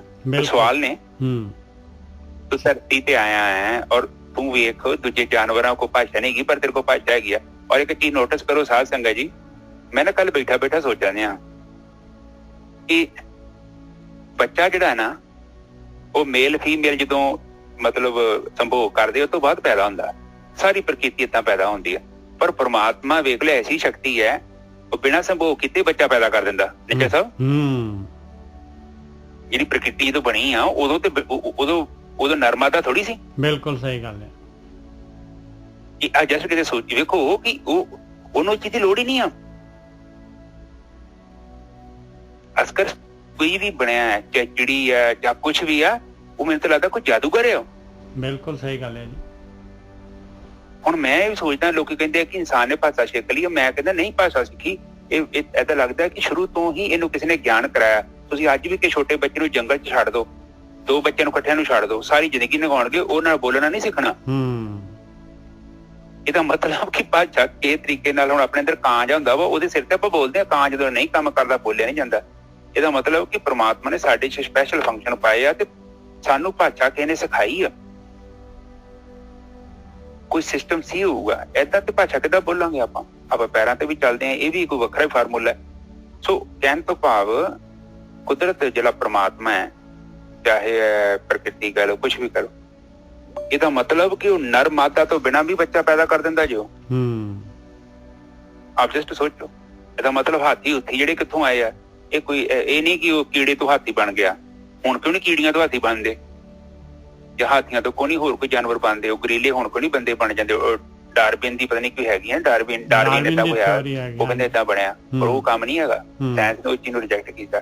ਇਹ ਤੇ ਇੰਝ ਲੱਗਦਾ ਕਿ ਜਿੱਦਾਂ ਫਟਕ ਦੀ ਕੋਈ ਚੀਜ਼ ਆ ਗਈ ਹੈ। ਬਿਲਕੁਲ ਸਹੀ ਗੱਲ ਹੈ, ਬਿਲਕੁਲ।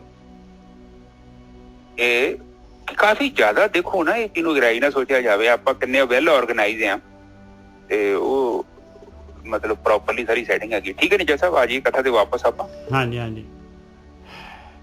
ਜੇ ਕੋ ਸਿੱਖ ਗੁਰੂ ਸੇਤੀ ਸਨਮੁਖ ਹੋਵੇ ਤਾਂ ਸਨਮੁਖ ਸਿੱਖ ਕੋਈ, ਜਿਹੋ ਰਹੇ ਗੁਰ ਨਾਲੇ, ਕੀ ਕਰੇ ਗੁਰ ਕੇ ਚਰਨ ਹਿਰਦੇ ਧਿਆਏ, ਅੰਤਰ ਆਤਮਾ ਸੰਭਾਲੇ। ਕਹਿੰਦੇ ਧਿਆਨ ਸਿਮਰਨ ਪਈ ਅੰਦਰ ਮਨ ਦੇ ਨਾਲ ਯਾਤਰਾ ਮਨ ਦੀ ਕਰੇ, ਆਤਮਾ ਵੱਲ ਨੂੰ, ਅੰਤਰ ਆਤਮਾ ਸੰਭਾਲੇ। ਗੁਰ ਕੇ ਚਰਨ ਕੀ ਸ਼ਬਦ ਰੂਪੀ ਚਰਨ ਹੈਗੇ ਆ, ਸੁਰਤ ਜਿਹੜੀ ਹੈਗੀ ਆਤਮਾ ਦੇ ਵਿੱਚ ਲੈ ਕੇ ਜਾਏ। ਧਿਆਨ ਸਿਮਰਨ ਮਨ ਦੇ ਨਾਲ ਕਰੇ, ਗੁਰ ਕੇ ਚਰਨ ਹਿਰਦੇ ਧਿਆਏ, ਅੰਤਰ ਆਤਮਾ ਸੰਭਾਲੇ। ਆਪ ਛੱਡ ਸਦਾ ਰਹੇ ਪਰਣੇ, ਗੁਰ ਬਿਨ ਅਵਰ ਨਾ ਜਾਣੇ ਕੋਏ। ਕਹਿੰਦੇ ਉਹ ਫਿਰ ਆਪਣੇ ਆਪ ਨੂੰ ਛੱਡ ਦਿੰਦਾ ਆ। ਆਪ ਛੱਡਣਾ ਕੀ ਆ? ਆਪਣੇ ਸਰੀਰ ਦੀ ਪਕੜ ਚੋਂ ਜਿਹੜਾ ਹੈਗਾ ਉੱਪਰ ਉੱਠਣਾ, ਮੁੱਠੀ ਢਿੱਲੀ ਕਰ ਦੇਣੀ। ਆਪ ਛੱਡ ਸਦਾ ਰਹੇ ਪਰਣੇ, ਔਰ ਹਮੇਸ਼ਾ ਜਿਹੜਾ ਹੈਗਾ ਜੋ ਗੁਰੂ ਕਹਿ ਰਿਹਾ ਆ, ਜੋ ਬ੍ਰਹਮ ਗਿਆਨ ਕਹਿ ਰਿਹਾ ਆ, ਉਹਦੇ ਅਨੁਸਾਰ ਚੱਲੇ। ਗੁਰੂ ਤੋਂ ਇਲਾਵਾ, ਬ੍ਰਹਮ ਗਿਆਨ ਤੋਂ ਇਲਾਵਾ ਹੋਰ ਕਿਸੇ ਨੂੰ ਜਿਹੜੀ ਹੈਗੀ ਆ ਬਈ ਇਹ ਗਿਆਨ ਦੀ ਕਸੌਟੀ ਦੇ ਉੱਤੇ ਹਰੇਕ ਚੀਜ਼ ਨੂੰ ਪਰਖੇ। ਆਪਣੇ ਮਨ ਦੇ ਨਾਲ ਗਿਆਨ ਨੂੰ ਨਾ ਪਰਖੇ, ਗਿਆਨ ਦੀ ਕਸੌਟੀ ਦੇ ਆਪਣੇ ਆਪ ਨੂੰ ਪਰਖੇ, ਹਰੇਕ ਚੀਜ਼ ਨੂੰ ਪਰਖੇ। ਆਪ ਛੱਡ ਸਦਾ ਰਹੇ ਪਰਣੇ, ਗੁਰ ਬਿਨ ਅਵਰ ਨਾ ਜਾਣੇ ਕੋਏ। ਕਹੇ ਨਾਨਕ ਸੁਣੋ ਸੰਤੋ, ਸੋ ਸਿੱਖ ਸਨਮੁਖ ਹੋਏ। ਮਹਾਰਾਜ ਜਿਹੜੇ ਗਿਆਨ ਦੇ ਰਹੇ ਆ, ਹੇ ਸਾਧੂਓ, ਹੇ ਅਭਿਆਸੀਓ, ਇੱਕ ਕਥਾ ਜੋ ਗਿਆਨ ਲੈਣ ਵਾਲਿਓ, ਇਹ ਗੱਲ ਨੂੰ ਧਿਆਨ ਲਾ ਕੇ ਸੁਣ ਲਓ। ਜੇ ਆਪਾਂ ਗੁਰੂ ਦੀ ਗੱਲ ਮੰਨਾਂਗੇ, ਬ੍ਰਹਮ ਗਿਆਨ ਦੇ ਉੱਤੇ ਚੱਲਾਂਗੇ, ਤਾਂ ਆਪਾਂ ਜਿਹੜੇ ਹੈਗੇ ਆ ਉਚਾਈ ਦੇ ਉੱਤੇ ਚੜ੍ਹ ਸਕਾਂਗੇ। ਭਾਈ ਇਹ ਮਨੁੱਖੀ ਜੀਵਨ ਜਿਹੜੀ ਹੈਗੀ ਇਹਨੂੰ ਜਿਹੜੇ ਹੈਗੇ ਅਜ਼ਾਈ ਗਾਉਣੋਂ ਜਿਹੜੇ ਹੈਗੇ ਬਚ ਜਾਵਾਂਗੇ। ਜੇ ਆਪਾਂ ਗੁਰੂ ਦੀ ਗੱਲ ਬ੍ਰਹਮ ਗਿਆਨ ਨੂੰ ਮੰਨਾਂਗੇ ਤਾਂ। ਜੇ ਆਪਾਂ ਡਰਾਈਵਰ ਸੀਟ ਤੇ ਮਨ ਨੂੰ ਹੀ ਬਿਠਾਵਾਂਗੇ, ਆਪਣੇ ਮਨ ਦੇ ਅਨੁਸਾਰ ਹੀ ਚੱਲਾਂਗੇ, ਫਿਰ ਆਪਾਂ ਹਾਰ ਜਾਵਾਂਗੇ ਭਾਈ। ਜੇ ਆਪਾਂ ਜਿਹੜੇ ਹੈਗੇ ਬ੍ਰਹਮ ਗਿਆਨ ਦੇ ਅਨੁਸਾਰ ਨਹੀਂ ਆਪਣੇ ਆਪ ਨੂੰ ਘੜਾਂਗੇ, ਫਿਰ ਹਾਰ ਜਾਵਾਂਗੇ ਭਾਈ। ਜੇ ਗੁਰੂ ਦੇ ਅਨੁਸਾਰ ਨਹੀਂ ਚੱਲੇ, ਫਿਰ ਹਾਰ ਜਾਵਾਂਗੇ। ਹਾਂਜੀ ਵੀਰ ਜੀ। ਹਾਂਜੀ ਠੀਕ ਹੈ ਜੀ ਨਿਜੇ ਸਾਹਿਬ। ਤੇ ਉਹੀ ਆ ਕਿ ਉਹ ਡਾਕਟਰ ਕੋਲ ਜਾਣਾ ਹੈ, ਫਿਰ ਕਹਿੰਦੇ ਡਾਕਟਰ ਨੂੰ ਆਪਣੀ ਬਿਮਾਰੀ ਦੱਸ ਦਿਓ ਤੇ ਫਿਰ ਆਪਣੀਆਂ ਜਿਹੜੀਆਂ ਦਵਾਈਆਂ ਦੀ ਪ੍ਰਿਸਕ੍ਰਿਪਸ਼ਨ ਹੈਗੀ ਤੁਹਾਡੇ ਕੋਲ, ਲਿਸਟ ਹੈਗੀ ਨਾ, ਉਹਨੂੰ ਛੱਡ ਦਿਓ, ਉਹਨੂੰ ਨਾਲ ਨਾ ਚੁੱਕੀ ਫਿਰੋ, ਕਿਉਂਕਿ ਉਹ ਚ ਦਵਾਈਆਂ ਚ ਦਮ ਹੋਏ ਤੇ ਤੁਹਾਡਾ ਰੋਗ ਠੀਕ ਹੋ ਜਾਣਾ ਸੀ। ਹਾਂ ਬਿਲਕੁਲ, ਕਾਫੀ ਸਮਾਂ ਹੋ ਗਿਆ। ਬਿਲਕੁਲ ਹਾਂ, ਲਿਸਟ ਕਾਫੀ ਗੜਬੜ ਕਰ ਰਹੀ ਹੈ। ਤੁਹਾਡੀ ਲਿਸਟ ਤੇ ਰੁਕਾਵਟ ਹਉਮੈ ਹੈਗੀ, ਉਸ ਨੂੰ ਛੱਡ ਦਿਓ। ਕਈ ਲੋਕ ਰਹਿੰਦੇ ਸੰਗਤ ਵਿੱਚ ਆ, ਪਰ ਰਹਿੰਦੇ ਪੱਥਰਾਂ ਵਾਂਗੂ। ਉਹ ਪੱਥਰ ਭਾਵੇਂ ਕੀ ਲੱਖ ਕੀ ਅਰਬਾਂ ਖਰਬਾਂ ਸਾਲ ਨਹਿਰ 'ਚ ਰਹੂਗਾ, ਉਹਦੇ 'ਚ ਇੱਕ ਬੂੰਦ ਨਹੀਂ ਪਾਣੀ ਦੀ ਜਾਣੀ। ਬਿਲਕੁਲ ਸਹੀ ਗੱਲ। ਨਹੀਂ ਯਕੀਨ, ਪੱਥਰ ਲਿਆ ਕੇ ਤੇ ਤੋੜ ਕੇ ਵੇਖ ਲਿਓ, ਉਹ 'ਚ ਇੱਕ ਵੀ ਵੜ ਜੂਗੀ ਤੇ ਮੈਨੂੰ ਕਹਿ ਦੇ ਹਾਂ ਚਰਨਜੀਤ ਇੱਕ ਬੂੰਦ ਪਾਣੀ ਦੇ ਅੰਦਰ ਵੜ ਗਈ। ਨਹੀਂ ਵੜ ਸਕਦੀ, ਕਿਉਂਕਿ ਉਹਦਾ ਕਾਰਨ ਉਹੀ ਹੈ ਕਿ ਉਹਦੇ ਅੰਦਰ ਕੁਛ ਹੈ। ਉਹਨੇ ਕੀਤਾ ਕਿ ਬਰਤਨ ਦੇ ਉੱਤੇ ਇੱਕ ਢੱਕਣ ਮਾਰ ਲਿਆ। ਹੁਣ ਆਪਾਂ ਜੇ ਸਿੱਖਣਾ ਹੋਵੇ ਨਾ, ਇੱਕ ਛੋਟਾ ਜਿਹਾ ਮੇਰਾ ਨੁਕਤਾ ਨੋਟਿਸ ਕਰਿਓ। ਤੁਸੀਂ ਘੰਟਾ ਬੋਲ ਲਿਓ ਕਿਸੇ ਨਾਲ, ਤੁਸੀਂ ਇੱਕ ਗੱਲ ਨਹੀਂ ਸਿੱਖ ਸਕਦੇ। ਜੇ ਤੁਸੀਂ ਚੁੱਪ ਹੋ ਜਾਓ, ਅਗਲੇ ਨੂੰ ਬੋਲਣ ਦਓਗੇ ਨਾ, ਤੇ ਇੰਨੀਆਂ ਗੱਲਾਂ ਤੁਹਾਡੇ ਪੱਲੇ ਪੈਣਗੀਆਂ, ਇੰਨਾ ਕੁਝ ਸਿੱਖਣ ਨੂੰ ਮਿਲੂਗਾ, ਤੁਸੀਂ ਸੋਚਿਆ ਵੀ ਨਹੀਂ ਹੋਊਗਾ। ਕਰਕੇ ਦੇਖ ਲਿਓ ਮੇਰੀ ਗੱਲ। ਬਹੁਤ ਵਧੀਆ ਜੀ। ਅੱਜ ਮੇਰੀ ਗੱਲ ਨੂੰ ਪੱਲੇ ਬੰਨ ਲੈਣਾ, ਆਪਣੇ ਆਪ ਨੂੰ ਜਿੱਪ ਮਾਰ ਲੈਣੀ ਆ ਮੂੰਹ ਤੇ, ਅਗਲੇ ਨੂੰ ਬੋਲਣ ਦੋ। ਕੋਈ ਵੀ ਤੁਹਾਨੂੰ ਫੋਨ ਕਰੇ, ਕੋਈ ਵੀ ਤੁਹਾਨੂੰ ਕੁਛ ਕਹਿਣਾ ਚਾਹੇ, ਵੇਖਿਓ ਕਿੰਨਾ ਗਿਆਨ ਮਿਲਦਾ ਤੁਹਾਨੂੰ। ਉਹ ਜਦੋਂ ਬੰਦਾ ਬੋਲਦਾ ਹੈ ਨਾ, ਕੁਛ ਵੀ ਨਹੀਂ ਜੋ ਮਿਲਦਾ, ਕੁਛ ਵੀ ਨਹੀਂ ਜੋ ਮਿਲਦਾ। ਬੋਲਣ ਦੇ ਨਾਲ ਮਿਲਦਾ ਹੀ ਕੁਛ ਨਹੀਂ, ਸੁਣਨ ਦੇ ਨਾਲ ਮਿਲਦਾ ਜੋ ਨਿੱਜਾ ਸਾਹਿਬ। ਹਾਂਜੀ ਸਹੀ ਹੈ ਨਿੱਜਾ ਸਾਹਿਬ? ਬਿਲਕੁਲ ਸਹੀ। ਦੇਖੋ ਗੱਲ ਹੈਗੀ ਆਪਣੇ ਅੰਦਰ ਕੋਈ ਚੀਜ਼ ਲੈ ਕੇ ਜਾਣੀ ਆ, ਜੇ ਆਪਾਂ ਪਹਿਲਾਂ ਹੀ ਬਾਹਰ ਕੱਢ ਰਹੇ ਹਾਂ ਤੇ ਫਿਰ ਅੰਦਰ ਤਾਂ ਜਾ ਨਹੀਂ ਰਹੀ ਨਾ, ਤੇ ਫਿਰ ਤਾਂ ਅੰਦਰੋਂ ਬਾਹਰ ਜਾ ਰਿਹਾ ਹੈ। ਉਹ ਤੇ ਉਲਟਾ ਕੰਮ ਹੋ ਗਿਆ। ਹਾਂ, ਉਹ ਅੰਦਰ ਵੜਨ ਦੀ ਜਗ੍ਹਾ ਬਾਹਰ ਕੱਢਣੀ ਸ਼ੁਰੂ ਕਰਦੀ ਆਪਣਾ। ਬਿਲਕੁਲ। ਉਹ ਤੇ ਇੰਜੈਕਸ਼ਨ ਅਗਲੇ ਨਾਲ ਲਾਉਣਾ ਸੀ, ਆਪਾਂ ਉਹਨੂੰ ਲਾਈ ਜਾਂਦੇ ਆ। ਸਹੀ ਗੱਲ ਹੈ, ਬਿਲਕੁਲ ਸਹੀ ਗੱਲ ਹੈ। ਅਗਲਾ ਕਹਿੰਦਾ ਭਰਾਵਾ ਮੈਨੂੰ ਕਾਹਨੂੰ ਲਾਈ ਜਾਂਦਾ, ਬਿਮਾਰ ਤੇ ਤੂੰ ਆ। ਹਾਂ, ਉਹ ਕਹਿੰਦਾ ਨਹੀਂ ਡਾਕਟਰ ਸਾਹਿਬ ਤੁਹਾਨੂੰ ਸਹੀ ਕਰਨਾ ਮੈਂ। ਬਿਲਕੁਲ ਸਹੀ ਗੱਲ। ਅੱਜ ਮੈਂ ਠੇਕਾ ਲੈ ਛੱਡਿਆ, ਡਾਕਟਰ ਸਾਹਿਬ ਪਹਿਲਾਂ ਤੁਹਾਨੂੰ ਸਹੀ ਕਰੂੰਗਾ। ਉਹ ਕਹਿੰਦਾ ਭਰਾਵਾ ਮੈਂ ਸਹੀ ਆ ਤਾਂ ਹੀ ਉਹ ਹਸਪੀਟਲ ਚਲਾਉਂਦੇ ਆ। ਕਹਿੰਦਾ ਨਹੀਂ ਡਾਕਟਰ ਸਾਹਿਬ ਮੈਂ ਤਾਂ ਮਰੀਜ਼ ਵੀ ਹੈਗਾ, ਪਰ ਮੇਰੇ ਕੋਲ ਵੀ ਬੜੇ ਇੰਜੈਕਸ਼ਨ ਹੈਗੇ ਜੋ ਮੈਂ ਬੜੀਆਂ ਕਿਤਾਬਾਂ ਪੜ੍ਹੀਆਂ, ਉਹ 4-5 ਟੀਕੇ ਮੇਰੇ ਕੋਲ ਵੀ ਹੈਗੇ, ਪਹਿਲਾਂ ਮੈਂ ਤੁਹਾਡੇ ਤੇ ਲਾਉਣੇ ਆ। ਤੇ ਡਾਕਟਰ ਤੇ ਵਿਚਾਰਾ ਦਵਾਈਆਂ ਦੇ ਦਿੰਦੇ ਆ। ਇਹੋ ਬਾਣੀ ਸਮਝਾਉਂਦੀ ਹੈ ਜੀ। ਬਿਲਕੁਲ ਸਹੀ ਗੱਲ। ਜਦੋਂ ਗੁਰੂ ਗ੍ਰੰਥ ਸਾਹਿਬ ਜੀ ਸਾਹਮਣੇ ਬੈਠੇ ਆ ਤਾਂ ਆਪਣਾ ਗਿਆਨ ਜਿਹੜਾ ਸਾਈਡ ਤੇ ਰੱਖੀਏ, ਜੋ ਗੁਰੂ ਸਾਨੂੰ ਕਹਿ ਰਹੇ ਨੇ ਉਹਨਾਂ ਤੇ ਵਿਚਾਰ ਕਰੀਏ, ਕਿਉਂਕਿ ਉਹਨਾਂ ਨੇ ਕਾਫੀ ਬਿਮਾਰੀਆਂ ਦੇ ਇਲਾਜ ਕੀਤੇ ਨੇ, ਉਹ ਸਾਡੀ ਵੀ ਬਿਮਾਰੀ ਦਾ ਇਲਾਜ ਹੋਏਗਾ। ਠੀਕ ਹੈ, ਇਸੇ ਕਰਕੇ ਕਹਿੰਦੇ ਆ ਕਿ ਗੁਰ ਕੇ ਚਰਨ ਹਿਰਦੇ ਧਿਆਈਏ ਅੰਤਰ ਆਤਮ ਸੰਭਾਲੇ। ਚਰਨ ਦਾ ਮਤਲਬ ਇੱਥੇ ਹੈਗਾ ਉਹਨਾਂ ਦੇ ਲਫ਼ਜ਼, ਉਹਨਾਂ ਦਾ ਉਪਦੇਸ਼, ਉਹ ਸਾਨੂੰ ਕੀ ਕਹਿਣਾ ਚਾਹੁੰਦੇ ਨੇ ਉਸ ਗੱਲ ਨੂੰ ਫੜੀਏ ਔਰ ਜੀਵਨ 'ਚ ਇੰਪਲੀਮੈਂਟ ਕਰੀਏ। ਬਿਲਕੁਲ। ਹਿਰਦੇ ਦਾ ਮਤਲਬ ਆਪਣੇ ਅੰਤਰਾਕਰਨ 'ਚ ਉਹਨਾਂ ਦੇ ਸ਼ਬਦ ਹੀ ਚਰਨ ਨੇ। ਵਾਹ ਵਾਹ, ਕੀ ਬਾਤ। ਬਸ ਸਮਝਾਉਣ ਦਾ ਤਰੀਕਾ ਹੁੰਦਾ ਹੈ। ਹਾਂ, ਉਹ ਕੋਈ ਗੱਲਾਂ ਚਰਨ ਉੱਥੇ ਚੁੱਕੀ ਫਿਰੋ ਮੇਰੇ ਵਰਗੇ ਦੇ ਕੀ ਹੈਗਾ। ਇੱਥੇ ਸੰਗਤ ਇਹੋ ਸੋਚਦੀ ਸ਼ਾਇਦ ਚਰਨਾਂ ਦੀ, ਗੁਰੂ ਦੇ ਚਰਨਾਂ ਨੂੰ ਮੱਥਾ ਟੇਕ ਦੋ ਤੇ ਉਹਦੇ ਨਹੁੰ ਕੱਟ ਦੋ, ਉਹਦੇ ਨਾਲ ਕੀ ਹੋਣਾ? ਕੁਛ ਨਹੀਂ ਹੋਣਾ। ਬਿਲਕੁਲ। ਝਾਵਾਂ ਫੜ ਕੇ ਝਾਵਾਂ ਮਾਰੀ ਜਾਓ, ਕੀ ਨਿਕਲਣਾ ਉੱਥੋਂ ਪੈਰਾਂ ਚੋਂ? ਚਰਨ ਦਾ ਮਤਲਬ ਸ਼ਬਦ, ਉਹ ਜੋ ਬਾਣੀ ਕਹਿ ਰਹੀ ਹੈ ਉਹਨਾਂ ਸ਼ਬਦਾਂ ਨੂੰ ਹਿਰਦੇ 'ਚ ਵਸਾ ਲਓ ਤੇ ਕੰਮ ਹੋ ਜਾਣਾ। ਸੰਭਾਲ ਲੈਣਾ ਹੈ। ਸੰਭਾਲੇ ਦਾ ਮਤਲਬ ਹੁੰਦਾ ਉਹਨੂੰ ਯਾਦ ਰੱਖਣਾ, ਇੰਪਲੀਮੈਂਟ ਕਰਨਾ। ਸੁਣ ਕੇ ਇਹ ਨੀ ਕਿ ਇਹ ਆ ਫਿਰ ਇੱਕ ਕੰਨ ਰੱਬ ਨੇ 2 ਕੰਨ ਦਿੱਤੇ, ਇਹਦਾ ਮਤਲਬ ਕਿ ਨਹੀਂ ਇੱਕ ਥਾਣੀ ਸੁਣ ਕੇ ਦੂਜੇ ਥਾਣੀ ਬਾਹਰ ਕੱਢ ਦੇਣੇ ਆ, ਉਹ ਮੰਦਰ ਰੋਕ ਲੈਣੇ ਆ ਉਹ। ਹਾਂ, ਤੇ ਉਹਨਾਂ ਨੂੰ ਸੁਣਨਾ ਹੈ, ਉਹਨਾਂ ਨੂੰ ਅੰਦਰ ਸੰਭਾਲ ਲੈਣਾ। ਠੀਕ ਹੈ ਨਾ? ਜਦੋਂ ਅੱਗੇ ਚੱਲੀਏ ਇਹ ਸਨਮੁਖ ਹੋ ਜਾਂਦੇ ਆ। ਫਿਰ ਅੱਗੇ ਹੁਣ ਜਿਹੜਾ ਹੈਗਾ ਇਸ ਤੋਂ ਬਾਅਦ ਕਹਿੰਦੇ ਨਹੀਂ, ਜੇ ਤੂੰ ਫਿਰ ਆਪਣੀ ਦਵਾਈ ਦੇਈ ਜਾਏਗਾ, ਆਪਣਾ ਹੀ ਗਿਆਨ ਘੋਟੀ ਜਾਏਗਾ ਤੇ ਨਹੀਂ ਗੁਰੂ ਦੀ ਗੱਲ ਮੰਨੇਗਾ, ਤੇ ਫਿਰ ਭਾਈ ਦੇਖੋ ਅਗਲਾ ਆ ਗਿਆ 22 ਨੰਬਰ, ਜੇ ਕੋ ਗੁਰ ਤੇ ਬੇਮੁਖ ਹੋਵੇ। ਤੇ ਫਿਰ ਤਾਂ ਆਪਾਂ ਗੁਰੂ ਜੋ ਕਹਿ ਰਿਹਾ ਆ ਉਹਦੀ ਗੱਲ ਸੁਣ ਨਹੀਂ ਰਹੇ, ਤੇ ਆਪਾਂ ਆਪਣੇ ਮਨ ਦੇ ਹਿਸਾਬ ਦੇ ਨਾਲ ਆਪਣੀ ਡਾਕਟਰੀ ਘੋਟੀ ਜਾ ਰਹੇ ਤੇ ਗੁਰੂ ਤੋਂ ਤਾਂ ਬੇਮੁਖ ਹੋ ਗਏ ਆਪਾਂ। ਫਿਰ ਜੇ ਕੋ ਗੁਰ ਤੇ ਬੇਮੁਖ ਹੋਵੇ ਬਿਨ ਸਤਗੁਰ ਮੁਕਤ ਨਾ ਪਾਵੇ। ਕਹਿੰਦੇ ਫਿਰ ਮੁਕਤੀ ਵਾਲੀ ਗੱਲ ਭੁੱਲ ਜਾ। ਫਿਰ ਭਾਈ ਜਿਹੜਾ ਹੈਗਾ ਉਚਾਈ ਤੇ ਨਹੀਂ ਜਾ ਸਕਦਾ, ਇਹ ਸੰਸਾਰ ਤੋਂ ਪ੍ਰਕਿਰਤੀ ਤੋਂ ਆਜ਼ਾਦ ਨਹੀਂ ਹੋ ਸਕਦਾ ਭਾਈ। ਪ੍ਰਕਿਰਤੀ ਦੇ ਵਿੱਚ ਦੁਨੀਆ ਦੇ ਵਿੱਚ ਰਹੇਗਾ ਭਾਈ, ਜਿਹੇ ਜੀ ਮਰਜ਼ੀ ਕਾਰਵਾਈ ਕਰ ਲਾ। ਪਾਵੇ ਮੁਕਤ ਨਾ ਹੋਰ ਥੈ ਕੋਈ, ਪੁੱਛੋ ਵਿਵੇਕੀਆਂ ਜਾਏ। ਕਹਿੰਦੇ ਹੋਰ ਥਾਂ ਕਿਤੇ ਵੀ ਗੁਰੂ ਤੋਂ ਬਗੈਰ ਮੁਕਤੀ ਨਹੀਂ ਪ੍ਰਾਪਤ ਹੋ ਸਕਦੀ।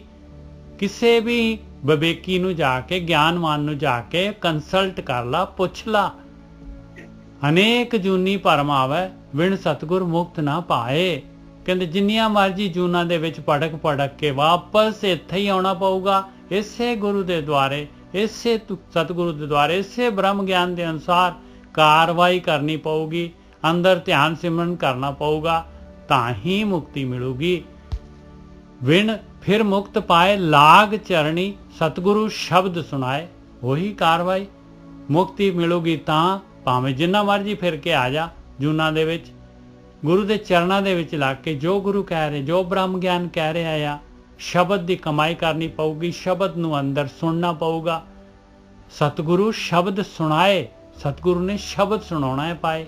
ਉਹ ਸ਼ਬਦ ਜਿਹੜਾ ਅੱਖਰਾਂ ਦੇ ਵਿੱਚ ਨਹੀਂ ਹੈਗਾ, ਉੱਥੋਂ ਸਤਿਗੁਰੂ ਨੇ ਸੁਣਾਉਣੀ ਆ। ਜਦ ਸੁਣਾਂਗੇ ਤੇ ਫਿਰ ਮੁਕਤੀ ਮਿਲੂਗੀ। ਕਹੇ ਨਾਨਕ ਵਿਚਾਰ ਦੇਖੋ ਵਿਣ ਸਤਿਗੁਰ ਮੁਕਤ ਨਾ ਪਾਏ। ਕਹਿੰਦੇ ਚੰਗੀ ਤਰ੍ਹਾਂ ਵਿਚਾਰ ਕਰਕੇ ਦੇਖ ਲਾ, ਨਹੀਂ ਤੇਰੀ ਸੋਚਣ ਦੀ ਸ਼ਕਤੀ, ਨਹੀਂ ਗਿਆਨ ਹੈਗਾ, ਵਿਵੇਕੀਆਂ ਕੋਲ ਚਲੇ ਜਾ, ਗਿਆਨਵਾਨਾਂ ਕੋਲ ਚਲੇ ਜਾ, ਉਹਨਾਂ ਨੂੰ ਕੰਸਲਟ ਕਰਕੇ ਦੇਖ ਲਾ। ਗੁਰੂ ਤੋਂ ਬਗੈਰ, ਬ੍ਰਹਮ ਗਿਆਨ ਤੋਂ ਬਗੈਰ, ਇਸ ਧਿਆਨ ਸਿਮਰਨ ਦੇ ਰਸਤੇ ਤੋਂ ਬਗੈਰ ਮੁਕਤੀ ਨਹੀਂ ਪ੍ਰਾਪਤ ਹੋ ਸਕਦੀ। ਜੇ ਕੋ ਗੁਰ ਤੇ ਬੇਮੁਖ ਹੋਵੇ ਬਿਨ ਸਤਗੁਰ ਮੁਕਤ ਨਾ ਪਾਏ। ਪਾਵੇ ਮੁਕਤ ਨਾ ਹੋਰ ਥੈ ਕੋਈ ਵੀ ਕਿਸੇ ਵੀ ਜਗ੍ਹਾ ਤੇ ਪੁੱਛੋ ਵਿਵੇਕੀਆਂ ਜਾਏ, ਗਿਆਨਵਾਨਾਂ ਨੂੰ ਜਾ ਕੇ ਪੁੱਛ ਲੋ ਭਾਈ। ਹਾਂਜੀ ਵੀਰ ਜੀ, ਬਿਲਕੁਲ ਸਹੀ ਹੈ ਜੀ। ਉਹ ਕਹਿੰਦੇ ਆ ਕਿ ਬਾਹਰ ਦੇ ਨਿਰਮਲ ਹੋਣ ਦੀ ਕੋਈ ਲੋੜ ਨਹੀਂ, ਅੰਦਰ ਤੇਰਾ ਜਿਹੜਾ ਜੀ ਨਿਰਮਲ ਚਾਹੀਦਾ। ਤੇ ਜੇ ਉਹ ਬਾਣੀ ਆਪਾਂ ਨੂੰ ਕਹਿ ਰਹੀ ਆ ਜੀ ਨਿਰਮਲ ਕਿੱਦਾਂ ਹੋਣਾ, ਕਹਿੰਦੇ ਭਗਤੀ ਕਰਨੀ ਆ। ਹੁਣ ਆਪਾਂ ਭਗਤੀ ਛੱਡ ਕੇ ਸ਼ਾਰਟਕਟ ਲੱਭਦੇ ਆ, ਕਿਸੇ ਦੇ ਗੋਡੇ ਮਲੀ ਜਾਂਦੇ ਆ, ਕਿਸੇ ਪੈਰ ਧੋਈ ਜਾਂਦੇ ਆ, ਕਿਤੇ ਝਾੜੂ ਮਾਰੀ ਜਾਂਦੇ ਆ, ਕਿਤੇ ਅਮਰੂਦ ਤੋੜੀ ਜਾਂਦੇ ਆ, ਕਿਸੇ ਦੀਆਂ ਚਾਕਲੇਟਾਂ ਤੇ ਕਿਤੇ ਕੁਲਫੀਆਂ ਬਣਾਈ ਜਾਂਦੇ ਆ। ਉਹਦੇ ਲਈ ਕੋਈ ਰਾਹ ਨਹੀਂ ਹੈਗਾ, ਉਹ ਤੇ ਆਪਣਾ ਅਗਿਆਨ ਹੈ। ਇੱਕ ਬੰਦਾ ਗਿਆਨੀ ਆ, ਉਹਨੇ ਗਿਆਨ ਫੈਲਾਉਣਾ ਵਾ, ਜਿਹੜਾ ਗਿਆਨੀ ਉਹਨੇ ਗਿਆਨ ਦੇਣਾ। ਪਰ ਜਿਹੜਾ ਬੰਦੇ ਜਿੱਥੇ ਦਮ ਹੁੰਦਾ ਵਾ, ਉਹ ਉਹਨਾਂ ਨੂੰ ਤੁਹਾਡੇ ਨਾਲ ਲੈਣਾ ਦੇਣਾ ਨਹੀਂ ਕੁਝ ਹੁੰਦਾ। ਉਹਨਾਂ ਦੀ ਭਾਸ਼ਾ ਏਦਾਂ ਦੀ ਖਤਰਨਾਕ ਹੁੰਦੀ ਆ, ਉਹ ਫਟਕ ਤੁਸੀਂ ਉੱਥੇ ਪਹੁੰਚ ਗਏ, ਤੁਹਾਡਾ ਮਨ ਬੁੱਧੀ ਚਿੱਤ ਉੱਥੇ ਪਹੁੰਚ ਗਿਆ ਨਾ ਸੰਗਤ ਦੇ ਵਿੱਚ, ਤੇ ਉਹਨਾਂ ਕੋਲ ਥੋੜਾ ਵਾ, ਉਹਨਾਂ ਕੋਲ ਚੱਪਲ ਥੋੜੀਆਂ ਆਰੀਆਂ, ਉਹਨਾਂ ਨੇ ਫਟਕ ਦੀ ਵੱਢਣਾ ਚਾਲੂ ਕਰ ਦੇਣਾ, ਕੱਟ ਵੱਢ। ਜਿੱਦਾਂ ਵਰਕਸ਼ਾਪ 'ਚ ਕੋਈ ਚੀਜ਼ ਜਾਂਦੀ ਨਾ ਖਰਾਬ ਗੱਡੀ, ਕਿਤੇ ਜਾ ਕੇ ਵੇਖਿਓ ਕਿਤੇ ਏਜੰਸੀ ਦੇ ਵਿੱਚ ਕਿੱਦਾਂ ਤਾੜ-ਫੜ ਕਰਦੇ, ਮਿੰਟੋ ਮਿੰਟੀ ਪੁਰਜਾ ਕੋਈ ਉਹਦਾ ਫਿਲਟਰ ਚੇਂਜ ਕਰੀ ਜਾਂਦਾ, ਕੋਈ ਉਹਦਾ ਟਾਇਰ ਚੇਂਜ ਕਰੀ ਜਾਂਦਾ। ਪਰ ਇੱਕ ਹੀ ਐਸਟੀਮੇਟ ਦੇ ਦਿੰਦੇ ਮਾਲਕ ਨੂੰ ਬਣਾ ਕੇ, ਬਈ 50,000 ਰੁਪਏ ਲੱਗ ਜਾਣਾ ਹੀ ਤੇਰਾ। ਮਾਲਕ ਥੱਲੇ ਸਾਈਨ ਕਰ ਦਿੰਦਾ ਵਾ, ਉਹ ਕੰਮ ਸ਼ੁਰੂ ਹੋ ਜਾਂਦਾ। ਨਜ਼ਰ ਸਾਹਿਬ ਸਹੀ ਹੈ? ਬਿਲਕੁਲ ਠੀਕ ਹੈ ਜੀ, ਬਿਲਕੁਲ। ਤੇ ਗੁਰਮੁਖਾਂ ਦੀ ਵਰਕਸ਼ਾਪ ਵੀ ਇਹੋ ਹੀ ਆ। ਉਹ ਕਹਿੰਦੀ ਕਿ ਇਹ ਉਹਨਾਂ ਨੂੰ ਲੈਣਾ ਦੇਣਾ ਨਹੀਂ ਤੁਹਾਡੇ ਨਾਲ ਕੁਛ, ਤੁਸੀਂ ਸਾਈਨ ਕਰਦੇ ਆ ਬਸ, ਜਿਹੜਾ ਉਹਨਾਂ ਨੇ ਬਣਾਇਆ ਵਾ ਕਿ ਬਈ ਇੰਨਾ ਤੁਹਾਡਾ ਖਰਚਾ ਆਉਣਾ ਵਾ, ਪਟੀਸ਼ਨ ਬਣਾ ਦੇਣੀ ਸਾਈਨ ਕਰਕੇ। ਬਾਅਦ ਚ ਉਹਨਾਂ ਨੇ ਕਹਿਣਾ ਵੀ ਤੂੰ ਬ੍ਰਹਮ ਗਿਆਨੀ ਹੋਣਾ ਚਾਹੁੰਦਾ।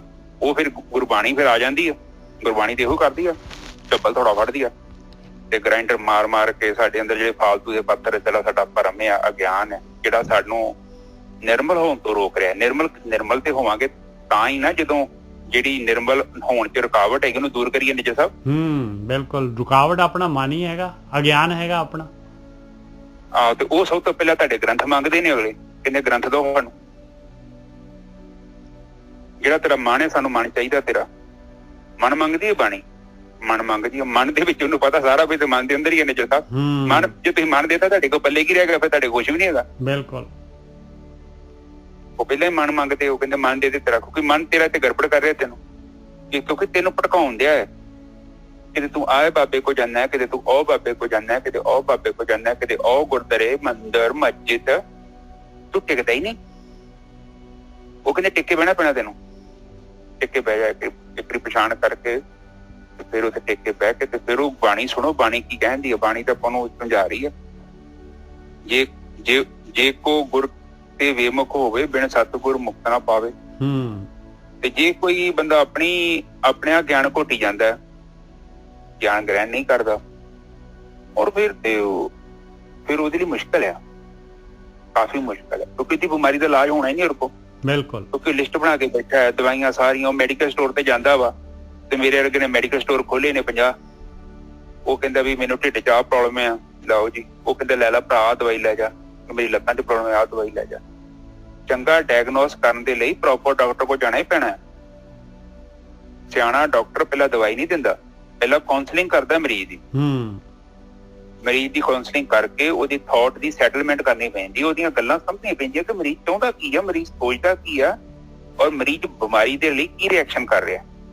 ਫਿਰ ਉਹਨੂੰ ਕਹਿੰਦਾ ਵੀ ਹਾਂ ਉਹਦੇ ਮਨ ਦੀਆਂ, ਕਿਉਂਕਿ ਸਾਈਕੋਲੋਜਿਕ ਵੀ ਨਿੱਜਰ ਸਾਹਿਬ ਬਿਮਾਰੀ ਹੁੰਦੀ ਕਾਫੀ ਹੱਦ ਤੱਕ। ਬਿਲਕੁਲ ਗੋਰਖੀ ਸਾਹਿਬ, ਮਰੀਜ਼ ਤੋਂ ਪੁੱਛਣਾ ਪੈਂਦਾ ਵੀ ਤੂੰ ਦੱਸ ਵੀ ਤੇਰਾ ਰੂਟੀਨ ਕੀ ਹੈਗਾ, ਤੂੰ ਖਾਂਦਾ ਕੀ ਹੈਗਾ ਹੈ, ਕਿੰਨੇ ਵਜੇ ਸੌਂਦਾ ਹੈ, ਕੀ ਕਰਦਾ ਹੈ, ਸਾਰਾ ਪੂਰਾ ਦਾ ਪੂਰਾ ਪੁੱਛ ਕੇ ਪਤਾ ਲੱਗਦਾ ਵੀ ਬਿਮਾਰੀ ਪੈਦਾ ਕਿੱਥੋਂ ਹੋਈ ਹੈ।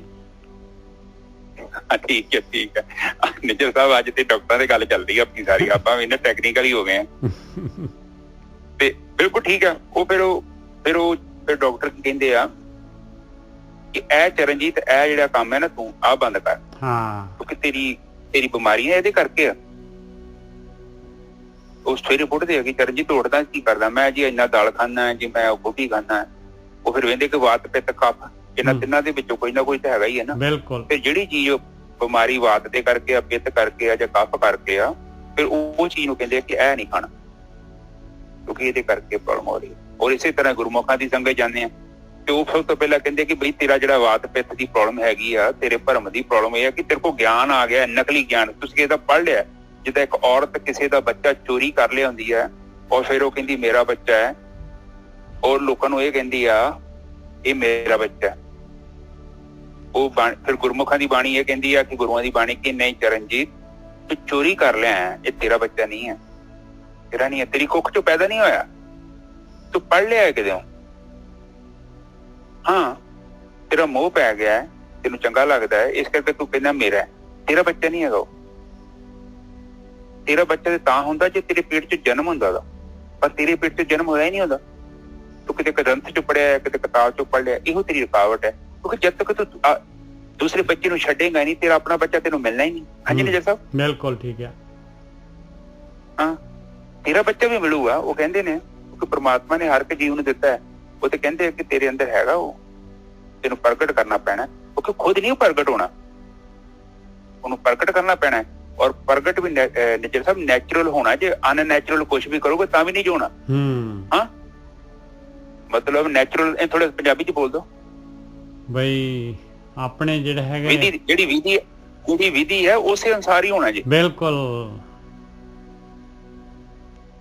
ਜਿਹਦੇ ਵਿਧੀ ਨਹੀਂ ਪਤਾ ਉਹ ਜੀ ਨਹੀਂ ਪ੍ਰਗਟ ਹੋਣਾ। ਜੋ ਮਰਜ਼ੀ ਕਰਕੇ ਦੇਖ ਲਿਓ, ਵੱਡੇ ਤੋਂ ਵੱਡਾ ਕੋਈ ਬਾਬਾ ਤੇ ਕੋਈ ਤੋਪ ਖਾਨ ਬੈਠਾ ਹੈ, ਉਹ ਅਨਨੈਚੁਰਲ ਨਹੀਂ ਹੋਣਾ। ਜੇ ਮਾਂ ਪਿਓ ਦੇ ਮਿਲਣ ਤੋਂ ਬਾਅਦ ਹੀ ਬੱਚਾ ਪੈਦਾ ਹੋਣਾ ਤੇ ਇਹ ਨਹੀਂ ਉਹ ਮੱਝ ਚ ਪੈਦਾ ਕਰ ਦੇਣਾ ਬੱਚਾ, ਇਨਸਾਨ ਦਾ ਬੱਚਾ। ਕੁਦਰਤ ਇਹ ਕਹਿਣਾ ਚਾਹੁੰਦੀ ਆ ਕਿ ਵਿਧੀ ਅਨੁਸਾਰ ਹੀ ਉਹ ਬ੍ਰਹਮ ਗਿਆਨੀ ਇਨਸਾਨ ਨੂੰ ਅਵਸਥਾ ਪ੍ਰਾਪਤ ਹੋਣੀ ਹੈ ਤੇ ਉਸੇ ਵਿਧੀ ਦਾ ਹੀ ਫਾਰਮੂਲਾ ਕਰਨਾ ਪੈਣਾ ਉਹਨੂੰ। ਦੂਜੇ ਫਾਰਮੂਲੇ ਨਾਲ ਨਹੀਂ ਪਾਣੀ। ਹਾਂ, ਧਿਆਨ ਸਿਮਰਨ ਤੋਂ ਬਗੈਰ ਗੱਲ ਬਣਨੀ ਨਹੀਂ ਹੈ ਭਾਈ। ਅੰਦਰ ਵੜਨ ਤੋਂ ਬਗੈਰ ਗੱਲ ਬਣਨੀ ਨਹੀਂ ਹੈ।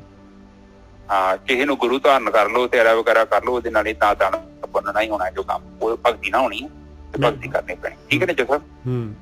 ਭਾਵੇਂ ਮੁਕਤ ਨਾ ਹੋਰ ਥੇ ਕੋਈ ਪੁੱਛੋ ਵਿਵੇਕੀਆਂ ਜਾਏ। ਕਹਿੰਦੇ ਕੋਈ ਹੋਰ ਤਰੀਕਾ ਹੈ ਹੀ ਨਹੀਂ ਭਾਈ। ਕਿਸੇ ਨੂੰ ਮਰਜੀ ਜਿਹੜਾ ਗਿਆਨਵਾਨ ਨੂੰ ਜਾ ਕੇ ਕੰਸਲਟ ਕਰਕੇ ਦੇਖ ਲਾ। ਅਨੇਕ ਜੂਨੀ ਭਰਮ ਆਵੇ ਵਿਣ ਸਤਿਗੁਰ ਮੁਕਤ ਨਾ ਪਾਏ। ਕਹਿੰਦੇ ਜਿੰਨੀਆਂ ਮਰਜੀ ਜੂਨਾਂ ਦੇ ਵਿੱਚ ਭਰਮ ਕੇ ਭਟਕ ਕੇ ਦੇਖ ਲਾ। ਜਿਹੜਾ ਹੈਗਾ ਜਦ ਤੱਕ ਜੋ ਗਿਆਨ ਕਹਿ ਰਿਹਾ, ਜੋ ਬ੍ਰਹਮ ਗਿਆਨ ਕਹਿ ਰਿਹਾ ਆ, ਉਹਦੇ ਤੋਂ ਬਗੈਰ ਜਿਹੜਾ ਹੈਗਾ, ਉਸ ਕਾਰਵਾਈ ਤੋਂ ਬਗੈਰ ਮੁਕਤੀ ਪ੍ਰਾਪਤ ਹੋ ਹੀ ਨਹੀਂ ਸਕਦੀ। ਆਪ ਜਿਹੜਾ ਹੈਗਾ ਪ੍ਰੈਕਟੀਕਲ ਕੀਤੇ ਬਗੈਰ ਮੁਕਤੀ ਹੋ ਨਹੀਂ ਸਕਦੀ। ਹਾਂਜੀ ਵੀਰ ਜੀ। ਕਹਿੰਦੇ ਪਾਵੇ ਮੁਕਤੀ ਨਾ ਹੋਰ ਥਾਂ ਹੈ ਕੋਈ। ਕਿਤੇ ਹੋਰ ਕਿਸੇ ਤਰੀਕੇ ਨਾਲ ਮੁਕਤੀ ਪ੍ਰਾਪਤ ਨਹੀਂ ਹੋਣੀ। ਹਾਂ, ਕੋਈ ਵੀ ਹੋਏ, ਭਾਵੇਂ ਪੁੱਛੋ ਵਿਵੇਕੀਆਂ ਜਾਏ। ਕਹਿੰਦੇ ਗਿਆਨੀਆਂ ਨੂੰ ਜਾ ਕੇ ਪੁੱਛ ਲਓ, ਆਪਦੇ ਗ੍ਰੰਥਾਂ ਨੂੰ ਪੜ੍ਹ ਕੇ ਵੇਖ ਲਓ ਸਾਰਿਆਂ ਨੂੰ। ਹਾਂ, ਉਹ ਤੇ ਕਹਿੰਦੇ ਭਗਤੀ ਕਰਨੀ ਪੈਣੀ। ਬਿਲਕੁਲ। ਹਾਂ, ਸ਼ਾਰਟਕਟ ਨਹੀਂ ਹੈਗਾ ਕਿਸੇ ਨੂੰ। ਹੁਣ ਵਿਵੇਕੀ ਕਿੱਦਾਂ ਪਤਾ ਲੱਗਣਾ? ਮੇਰੇ ਕੋਲ ਥੋੜੀ ਤੋਂ ਪੁੱਛਣਾ, ਤੁਸੀਂ ਗੁਰੂ ਗ੍ਰੰਥ ਸਾਹਿਬ ਤੋਂ ਪੁੱਛ ਲਓ। ਬਿਲਕੁਲ ਸਹੀ ਗੱਲ। ਕਿੰਨੇ ਗੁਰੂਆਂ ਦੀ ਬਾਣੀ ਹੈਗੀ। ਹਾਂ, ਤੇ ਨਿੱਜਾ ਸਾਹਿਬ ਠੀਕ ਹੈ, ਤੇ ਉਹ ਤੁਹਾਨੂੰ ਦੱਸ ਦੇਣਗੇ ਕਿੱਦਾਂ। ਹਾਂ, ਨਹੀਂ ਤਾਂ ਤੇਰੇ ਮਨ 'ਚ ਕੋਈ ਸ਼ੰਕਾ ਹੈਗੀ ਆ ਤੇ ਉਹ ਤੇਰੀ ਦੂਰ ਕਰ ਦੇਣਗੇ ਉਹ। ਬਿਲਕੁਲ। ਆਪਾਂ ਤਾਂ ਜਿਹੜੇ ਹੈਗੇ ਵਿਵੇਕੀ ਵੀ ਦੂਸਰੇ ਸੋ ਕਾਲ ਜਿਹੜੇ ਆਪਣੇ ਆਪ ਬਣੇ ਹੋਏਗਾ ਉਹਨਾਂ ਦੇ ਕੋਲ ਜਾਂਦੇ ਆ, ਫਿਰ ਬਸ ਫਿਰ ਉਹਨਾਂ ਦੇ ਚੰਗਲ 'ਚ ਆ ਜਾਂਦੇ। ਫਿਰ ਉਹਨਾਂ ਦੀ ਨਕਲੀ ਦਵਾਈ ਚੱਲ ਪੈਂਦੀ ਹੈ। ਉਹ ਤੇ ਫਿਰ ਨਿੱਜਾ ਸਾਹਿਬ ਉਹਨਾਂ ਦੀ ਦਵਾਈ ਦੇ ਸਟਿੱਕਰ ਹੀ ਬੜੇ ਵਧੀਆ, ਪੈਕਿੰਗ ਬਹੁਤ ਵਧੀਆ। ਔਰ ਪੈਕਿੰਗ ਤੇ ਪਤਾ ਹੀ ਹੈ, ਜਦੋਂ ਪੈਕਿੰਗ 'ਚ ਬੰਦਾ ਪੈ ਜਾਂਦਾ ਫਿਰ ਉਹ ਪੈਕਿੰਗ ਜੋ ਕਈ ਰਹਿ ਜਾਂਦਾ, ਵਿੱਚ ਕੋਈ ਸਾਲਟ ਤੇ ਹੁੰਦਾ ਨਹੀਂ ਉਹਦੇ ਅੰਦਰ, ਨਾ ਉਹ ਅਸਰ ਕਰਦੀ ਦਵਾਈ। ਮਿੱਠੀਆਂ ਗੋਲੀਆਂ ਦੇਈ ਜਾਂਦੇ ਲੋਕੀ, ਛਕੀ ਜਾਂਦੇ। ਠੀਕ ਹੈ ਨਾ? ਅਨੇਕ ਜੂਨੀ ਭਰਮ ਆਵੇ ਮਿਲ ਸਤਿਗੁਰ ਮੁਕਤ ਨਾ ਪਾਏ। ਕਹਿੰਦੇ ਦੇਖ ਲਾ ਭਾਈ ਕਿੰਨੀਆਂ ਜੂਨਾਂ 'ਚ ਭਰਮ ਕੇ ਜਿਹੜਾ ਹਾਲੇ ਵੀ ਜੇ ਤੇਰਾ ਨਹੀਂ ਤੇਰਾ ਜੀ ਤਸੱਲੀ ਹੁੰਦੀ ਤੇ ਫਿਰ ਜੂਨਾਂ 'ਚ ਜਾ ਕੇ ਫਿਰ ਦੁਬਾਰਾ ਦੇਖ ਲਾ। ਆਉਣਾ ਤੇ ਇੱਥੇ ਪਊਗਾ, ਇਸੇ ਹੱਟੀ ਤੇ ਆਉਣਾ ਪਊਗਾ ਤੈਨੂੰ। ਇਹੀ ਜਿਹੜਾ ਹੈਗਾ ਬ੍ਰਹਮ ਗਿਆਨ, ਇਹੀ ਧਿਆਨ ਸਿਮਰਨ, ਇਸੇ ਦੇ ਅਨੁਸਾਰ ਚੱਲਣਾ ਪਊਗਾ। ਗੁਰੂ ਦੇ ਚਰਨਾਂ ਦੇ ਵਿੱਚ ਤਾਂ ਲੱਗਣਾ ਪਊਗਾ। ਸਤਿਗੁਰੂ ਦੇ ਚਰਨ ਫੜਨੇ ਪੈਣੇ, ਸ਼ਬਦ ਰੂਪੀ ਚਰਨ, ਧਿਆਨ ਸਿਮਰਨ ਰੂਪੀ ਚਰਨ। ਅਨੇਕ ਜੂਨੀ ਭਰਮ ਆਵੇ ਬਿਨ ਸਤਿਗੁਰ ਮੁਕਤ ਨਾ ਪਾਏ। ਫਿਰ ਮੁਕਤ ਪਾਏ ਲਾਗ ਚਰਣੀ ਸਤਿਗੁਰੂ ਸ਼ਬਦ ਸੁਣਾਏ। ਸ਼ਬਦ ਸੁਣਨਾ ਪੈਣਾ ਹੈ ਪਿਆਏ। ਆਪਣੇ ਅੰਦਰ ਜਿਹੜਾ ਹੈਗਾ ਮਨ ਨੂੰ ਚੁੱਪ ਕਰਾਉਣਾ ਪੈਣਾ ਹੈ। ਸੁਰਤ ਨੂੰ ਜਿਹੜਾ ਹੈਗਾ ਪਰਮੇਸ਼ਰ ਦੇ ਵੱਲ ਨੂੰ ਲੈ ਕੇ ਜਾਣਾ ਪੈਣਾ ਆ। ਇਹ ਬਾਹਰੀ ਵਿਚਾਰ ਜਿਹੜੇ ਹੈਗੇ, ਰੁਕਾਵਟ ਜਿਹੜੀ ਹੈਗੀ ਆ, ਇਹਨੂੰ ਆਪਾਂ ਨੇ ਬੰਦ ਕਰਨਾ ਪੈਣਾ। ਇਹ ਲਹਿਰਾਂ ਜਿਹੜੀਆਂ ਬੰਦ ਕਰਨੀਆਂ ਪੈਣੀਆਂ। ਹਾਂਜੀ ਵੀਰ ਜੀ। ਹਾਂਜੀ ਠੀਕ ਹੈ ਜੀ। ਅਨੇਕ ਜੂਨੀ ਚ ਭਰਮੇ ਅਨੇਕ ਜੂਨੀ ਭਰਮ ਆਵੇ ਬਿਨ ਸਤਿਗੁਰ ਮੁਕਤੀ ਨਾ ਪਾਵੇ। ਤੇ ਮੁਕਤੀ ਕਿੱਥੋਂ ਮਿਲਣੀ ਆ? ਹੁਣ ਸਮੁੰਦਰ ਦਾ ਪਾਣੀ ਆ, ਉਹ ਵੈਪਰੇਟ ਹੁੰਦਾ ਵਾ, ਹਵਾ 'ਚ ਜਾਂਦਾ ਹੈ, ਮੀਂਹ ਪੈਂਦਾ ਹੈ, ਨਹਿਰਾਂ ਨਦੀਆਂ ਦੇ ਰੂਪ 'ਚ, ਬਰਫ਼ ਦੇ ਰੂਪ 'ਚ, ਫਿਰ ਵਾਪਸ ਹੌਲੀ ਹੌਲੀ ਕਰਕੇ ਫਿਰ ਸਮੁੰਦਰ 'ਚ ਜਾ ਰਿਹਾ। ਇਸੇ ਤਰ੍ਹਾਂ ਜੀਵ ਆ, ਫਿਰ ਮਰਦਾ ਹੈ, ਜੰਮਣ ਲਈ ਫਿਰ ਮਰਦਾ ਹੈ, ਔਰ ਇਹ ਸਿਲਸਿਲਾ ਚੱਲਦਾ ਹੀ ਰਹਿਣਾ। ਹੁਣ ਕਣਕ ਦਾ ਦਾਣਾ ਖਤਮ ਹੋਣ ਤੋਂ ਪਹਿਲਾਂ ਕਈ ਦਾਣੇ ਹੋਰ ਪੈਦਾ ਕਰ ਜਾਂਦਾ। ਇਹੋ ਹੀ ਕੁਦਰਤੀ ਨਿਯਮ ਹੈ। ਬਿਲਕੁਲ ਹੀ ਕੁਦਰਤ ਜਿਹੜੀ ਹੈ ਡਿਜ਼ਾਈਨ ਕੀਤੀ ਹੋਈ ਹੈ। ਜੇ ਕੋਈ ਥੋੜੀ ਜਿਹੀ ਬੁੱਧੀ ਰੱਖਦਾ, ਉਹਨੂੰ ਪਤਾ ਲੱਗਦਾ ਕੋਈ ਚੀਜ਼ ਕੋ ਮਰੀ ਹੈ। ਖੂਹ ਦੀ ਟਿੰਡ ਵਾਂਗੂ ਇੱਕ ਖਾਲੀ ਹੋ ਗਈ, ਇੱਕ ਭਰਨ ਜਾ ਰਹੀ ਹੈ, ਬਸ ਇੰਨਾ ਕੰਮ ਹੈਗਾ। ਤੇ ਇਹ ਬਿਲਕੁਲ ਠੀਕ ਹੈ ਜੀ। ਤੇ ਅਗਲੇ ਬੰਨੇ ਨਿਜਾ ਸਾਹਿਬ, ਹਾਂ, ਫਿਰ ਮੁਕਤ ਪਾਏ ਲਾਗ ਚਰਨੀ ਸਤਿਗੁਰੂ ਸ਼ਬਦ ਸੁਣਾਏ। ਕਹਿੰਦੇ ਧਿਆਨ ਸਿਮਰਨ ਕਰਨਾ ਪਊਗਾ ਤਾਂ ਹੀ ਮੁਕਤ ਹੋ ਸਕਦਾ ਹੈ। ਕਹੇ ਨਾਨਕ ਵਿਚਾਰ ਦੇਖੋ ਬਿਨ ਸਤਿਗੁਰ ਮੁਕਤ ਨਾ ਪਾਏ। ਕਹਿੰਦੇ ਵਿਚਾਰ ਕਰਕੇ ਦੇਖ ਲਓ ਭਾਈ। ਤੀਸਰੀ ਪਾਤਸ਼ਾਹੀ ਜਿਹੜੀ ਹੈਗੀ ਨਾਨਕ ਦੇ ਕੱਕੇ ਨੂੰ ਔਂਕੜ ਲਗਾ ਕੇ ਜਿਹੜੀ ਹੈਗੀ ਸਟੈਂਪ ਲਗਾ ਰਹੇ, ਕਹਿੰਦੇ ਭਾਈ ਸਤਿਗੁਰੂ ਤੋਂ ਬਗੈਰ, ਇਹ ਧਿਆਨ ਸਿਮਰਨ ਤੋਂ ਬਗੈਰ, ਬ੍ਰਹਮ ਗਿਆਨ ਤੋਂ ਬਗੈਰ ਮੁਕਤੀ ਨਹੀਂ ਪ੍ਰਾਪਤ ਹੋ ਸਕਦੀ। ਇਹ ਪ੍ਰਕਿਰਤੀ ਤੋਂ ਨਹੀਂ ਛੁੱਟ ਸਕਦੇ, ਪ੍ਰਕਿਰਤੀ ਦੇ ਵਿੱਚ ਹੀ ਜਿਹੜੇ ਹੈਗੇ ਘੁੰਮ ਸਕਦੇ ਆ, ਭਾਵੇਂ ਜਿੰਨੀ ਦੇਰ ਮਰਜ਼ੀ ਘੁੰਮ ਲਓ। ਜਦ ਤੱਕ ਦੁਨੀਆ ਮਾਲਕ ਪਰਮਾਤਮਾ ਇਹ ਖੇਡ ਚਲਾ ਰਿਹਾ ਆ, ਤਦ ਤੱਕ ਤਾਂ ਕੋਈ ਛੇੜਨ ਵਾਲਾ ਨਹੀਂ ਤੁਹਾਨੂੰ। ਹਾਂਜੀ ਵੀਰ ਜੀ, ਬਿਲਕੁਲ ਠੀਕ ਹੈ ਜੀ। ਕਹਿ ਨਾਨਕ ਵਿਚਾਰ ਦੇਖ ਬਿਨ ਸਤਿਗੁਰ ਮੁਕਤੀ ਨਾ ਪਾਏ। ਮੁਕਤੀ ਤੇ ਫਿਰ ਉਦਾਂ ਹੀ ਗੁਰੂ ਸਾਨੂੰ ਜਦੋਂ ਸਮਝਾ ਕੇ ਗਏ ਨੇ, ਉਹ ਕਹਿੰਦੇ ਆ ਕਿ ਜੀਂਦੇ ਜੀ ਤੈਨੂੰ, ਉਹ ਬਾਣੀ 'ਚ ਲਿਖਿਆ ਐਸੀ ਮਰਨੀ ਜੇ ਮਰੇ ਬੌੜ ਨਾ ਮਰਨਾ ਹੋਏ। ਤੇ ਉਹ ਤੇ ਜੀਂਦੇ ਜੀ ਮਰਨ ਵਾਲਾ ਸਿਲਸਿਲਾ, ਉਹ ਕੋਈ ਬੜੀ ਜ਼ਬਰਦਸਤ ਮੌਤ ਹੈ। ਉਹ ਤੇ ਮੌਤ ਬੜੀ ਆਨੰਦਮਈ ਹੈ। ਕਾਮ ਮਰ ਜਾਣਾ, ਕ੍ਰੋਧ ਮਰ ਜਾਣਾ, ਲੋਭ ਮਰ ਜਾਣਾ, ਮੋਹ ਮਰ ਜਾਣਾ, ਰਾਗ ਮਰ ਜਾਣਾ, ਦਵੈਸ਼ ਮਰ ਜਾਣਾ, ਏਦਾਂ ਦਾ ਜੀਵਨ ਹੋ ਜਾਣਾ ਕਿ ਹੈ ਹੀ ਨਹੀਂ ਮੈਂ, ਸੰਸਾਰ ਦੇ ਨਾਲ ਕੋਈ ਅਟੈਚਮੈਂਟ ਨਹੀਂ ਮੇਰੀ, ਹਨਾ। ਤੇ ਇਤਿਹਾਸ ਗਵਾਹ ਵੇਖ ਲਓ, ਗੁਰੂਆਂ ਦੇ ਨਾਲ ਉਹਨਾਂ ਦਾ ਜੀਵਨ ਦੱਸਦਾ ਵਾ। ਤੁਸੀਂ ਜੀਵਨ ਤੇ ਨਜ਼ਰ ਮਾਰੋ, ਕੋਈ ਅਟੈਚਮੈਂਟ ਨਹੀਂ, ਕੋਈ ਮੋਹ ਹੀ ਨਹੀਂ ਹੈਗਾ। ਤੇ ਉਹ ਵੇਖੋ ਕਿਸ ਤਰ੍ਹਾਂ ਪਵਿੱਤਰ ਜੀਵਨ ਬਤੀਤ ਕੀਤਾ ਉਹਨਾਂ ਨੇ। ਸੋ ਏਦਾਂ ਦਾ ਜੀਵਨ ਆਪਾਂ ਵੀ ਬਤੀਤ ਕਰਨਾ, ਪਰ ਉਹ ਤੋਂ ਘੱਟ ਤੇ ਗੱਲ ਹੀ ਨਹੀਂ ਨਾ ਬਣੂਗੀ ਨੇ। ਜੇ ਕਿਹਾ ਜਾਵੇ ਨਾ, ਉਹ ਮਤਲਬ ਸਾਨੂੰ ਵੀ ਉਸ ਲੈਵਲ ਤੇ ਹੀ ਜਾਣਾ ਪੈਣਾ, ਬ੍ਰਹਮ ਗਿਆਨੀ ਬਣਨਾ ਪੈਣਾ। ਉਸ ਤੋਂ ਘੱਟ ਨਹੀਂ ਜੋ ਗੱਲ ਬਣਨੀ, ਕਿਉਂਕਿ ਪਰਮਾਤਮਾ ਆਪ ਬੜਾ ਸ਼ੁੱਧ ਆ। ਔਰ ਅਸੀਂ ਨਹੀਂ ਬਣਨਾ, ਅਸੀਂ ਤੇ ਕੇਵਲ ਹੱਥ ਹੀ ਖੜਾ ਕਰਨਾ, ਬਾਕੀ ਕੰਮ ਤੇ ਆਪੇ ਹੋਣਾ। ਕਿਉਂਕਿ ਉਹ ਕਹਿੰਦੇ ਆ ਨਾ, ਉੱਤੇ ਲਿਖਿਆ ਤੇ ਆ ਵਾ ਕਿ ਉਹ ਜੇ ਅਸੀਂ ਇੰਜੈਕਸ਼ਨ ਲਾਈ ਜਾਂਦੇ ਆ ਤੇ ਫਿਰ ਨਹੀਂ ਜੋ ਕੰਮ ਬਣਨਾ। ਉੱਥੇ ਤੇ ਆ ਕਿ ਉਹ ਜੋ ਗਿਆਨ ਕਹਿੰਦਾ ਉਹਨੂੰ ਵਿਚਾਰ ਕਰਨਾ, ਜਿੱਦਾਂ ਗਿਆਨ ਕਹਿੰਦਾ ਓਦਾਂ ਚੱਲਣਾ। ਤੇ ਉਹ ਜਿਵੇਂ ਜਿਵੇਂ ਚੱਲਾਂਗੇ ਜੀਵਨ ਆਪੇ ਬਦਲ ਜਾਣਾ, ਜੀਵਨ ਸਾਡਾ ਜਿਹੜਾ ਉਹ ਮੁਕਤ ਹੋ ਜਾਣਾ। ਔਰ ਪਤਾ ਲੱਗਦਾ ਬੰਦੇ ਨੂੰ ਤਾਂ ਬੜੀ ਆਨੰਦਮਈ ਅਵਸਥਾ ਹੈ, ਉਹਦੇ ਬਦਲੇ ਪਦਾਰਥ ਕੁਝ ਵੀ ਨਹੀਂ। ਪਰ ਕੋਸ਼ਿਸ਼ ਕਰੋ ਹੌਲੀ ਹੌਲੀ, ਜਿਹੜਾ ਬੰਦਾ ਤੁਰਦਾ ਉਹੀ ਪਹੁੰਚਦਾ, ਜਿਹੜਾ ਚੱਲਦਾ ਨਹੀਂ ਨਾ। ਇਹ ਸਫ਼ਰ 1-2 ਮਿੰਟ ਦੀ ਗੇਮ ਨਹੀਂ ਹੈਗੀ, ਇਹ ਜੀਵਨ ਦੇ ਵਿੱਚ ਰਹਿ ਕੇ ਹੀ ਇਹਨੂੰ ਕੰਪਲੀਟ ਕਰਨਾ ਹੁੰਦਾ। ਕਈ ਲੋਕ ਕਹਿੰਦੇ ਨੇ ਕਿ ਬੁਢਾਪੇ 'ਚ ਜਾ ਕੇ ਨਾਮ ਜਪੋ, ਪਰ ਮੈਂ ਇੱਥੇ ਕਹਿੰਦਾ ਵਾਂ ਕਿ ਨਾਮ ਸ਼ੁਰੂ ਤੋਂ ਜਪੋ, ਕਿਉਂਕਿ ਕਾਫੀ ਗਲਤੀਆਂ ਜਿਹੜੀਆਂ ਆਪਾਂ ਕਰ ਰਹੀਆਂ ਨਾ ਆਪਾਂ ਨਹੀਂ ਕਰ ਸਕਦੇ, ਮੁੜ ਕੇ ਬਚ ਜਾਂਦੇ ਆ। ਜਿਸ ਤਰ੍ਹਾਂ ਤੁਸੀਂ ਕਹਿੰਦੇ, ਬਿਲਕੁਲ ਸਹੀ ਗੱਲ ਹੈ, ਬਿਲਕੁਲ ਸਹੀ ਗੱਲ ਹੈ ਜੀ। ਹਾਂ, ਔਰ ਮੁੜ ਕੇ ਮਨ ਬੜਾ ਸਖਤ ਹੋ ਜਾਂਦਾ, ਉਹ ਮੰਨਦਾ ਨਹੀਂ। ਉਹ ਬਹੁਤ ਸਖਤ ਉਹਨੇ ਉਹ ਨਸ਼ਟ ਹੋ ਜਾਊਗਾ, ਉਹਨੇ ਵਾਪਸ ਨਹੀਂ ਆਉਣਾ, ਕੀੜੇ ਵਾਂਗ ਉੱਥੇ ਰਹਿਣਾ ਉਹਨੇ। ਕਿਉਂਕਿ ਜਿਹੜਾ 40-50 ਸਾਲ ਤੋਂ ਇੱਕ ਜਗ੍ਹਾ ਤੇ ਜਾਣਦੇ ਆ, ਉੱਥੇ ਜੁੜਿਆ ਹੈ, ਉਹਨੂੰ ਪਤਾ ਕਿਸ਼ਤੀ ਡੁੱਬ ਜਾਣੀ ਆ, ਪਰ ਉਤਰਦਾ ਨਹੀਂ। ਕਬੀਰ ਜੀ ਤੇ ਕਹਿੰਦੇ 1 ਮਿੰਟ 'ਚ ਉਤਰ ਗਿਆ, ਮੈਂ ਚਪੱਕ ਉਤਰ ਗਿਆ, ਮੈਨੂੰ ਪਤਾ ਲੱਗਾ ਕਿ ਬੇੜਾ ਡੁੱਬਣ ਵਾਲਾ, ਪਰ ਉਹ ਨਹੀਂ ਉਤਰੂਗਾ। ਉਹ ਕਬੀਰ ਹੀ ਜਿਹੜਾ ਉਤਰ ਗਿਆ। ਕੋਈ ਡਰਪੋਕ ਬੰਦੇ ਦਾ ਕੰਮ ਨਹੀਂ ਆ ਬ੍ਰਹਮ ਦੇ ਵਿੱਚ ਲੀਨ ਹੋਣਾ। ਹਾਂਜੀ ਨਿੱਜਾ ਸਾਹਿਬ, ਅੱਜ ਦੀ ਵਿਚਾਰ ਇੱਥੇ ਸਮਾਪਤ। ਹਾਂਜੀ ਵੀਰ ਜੀ, ਬਿਲਕੁਲ ਸਹੀ, ਬਹੁਤ ਵਧੀਆ। ਠੀਕ ਹੈ ਸਾਧ ਸੰਗਤ ਜੀ, ਵਿਚਾਰ ਕਰਿਆ ਕਰੋ ਬਾਣੀ ਨੂੰ, ਤੇ ਬਾਣੀ ਜੋ ਕਹਿ ਰਹੀ ਆਪਾਂ ਦੋਨਾਂ ਤੋਂ ਇਸ਼ਾਰਾ ਲਈਏ। ਤੇ ਹੁਣ ਆਪਾਂ ਸਾਰੇ ਨਿਰਵਿਚਾਰ ਸਮਾਧੀ ਵਿੱਚ ਪ੍ਰਵੇਸ਼ ਕਰਦੇ ਹਾਂ।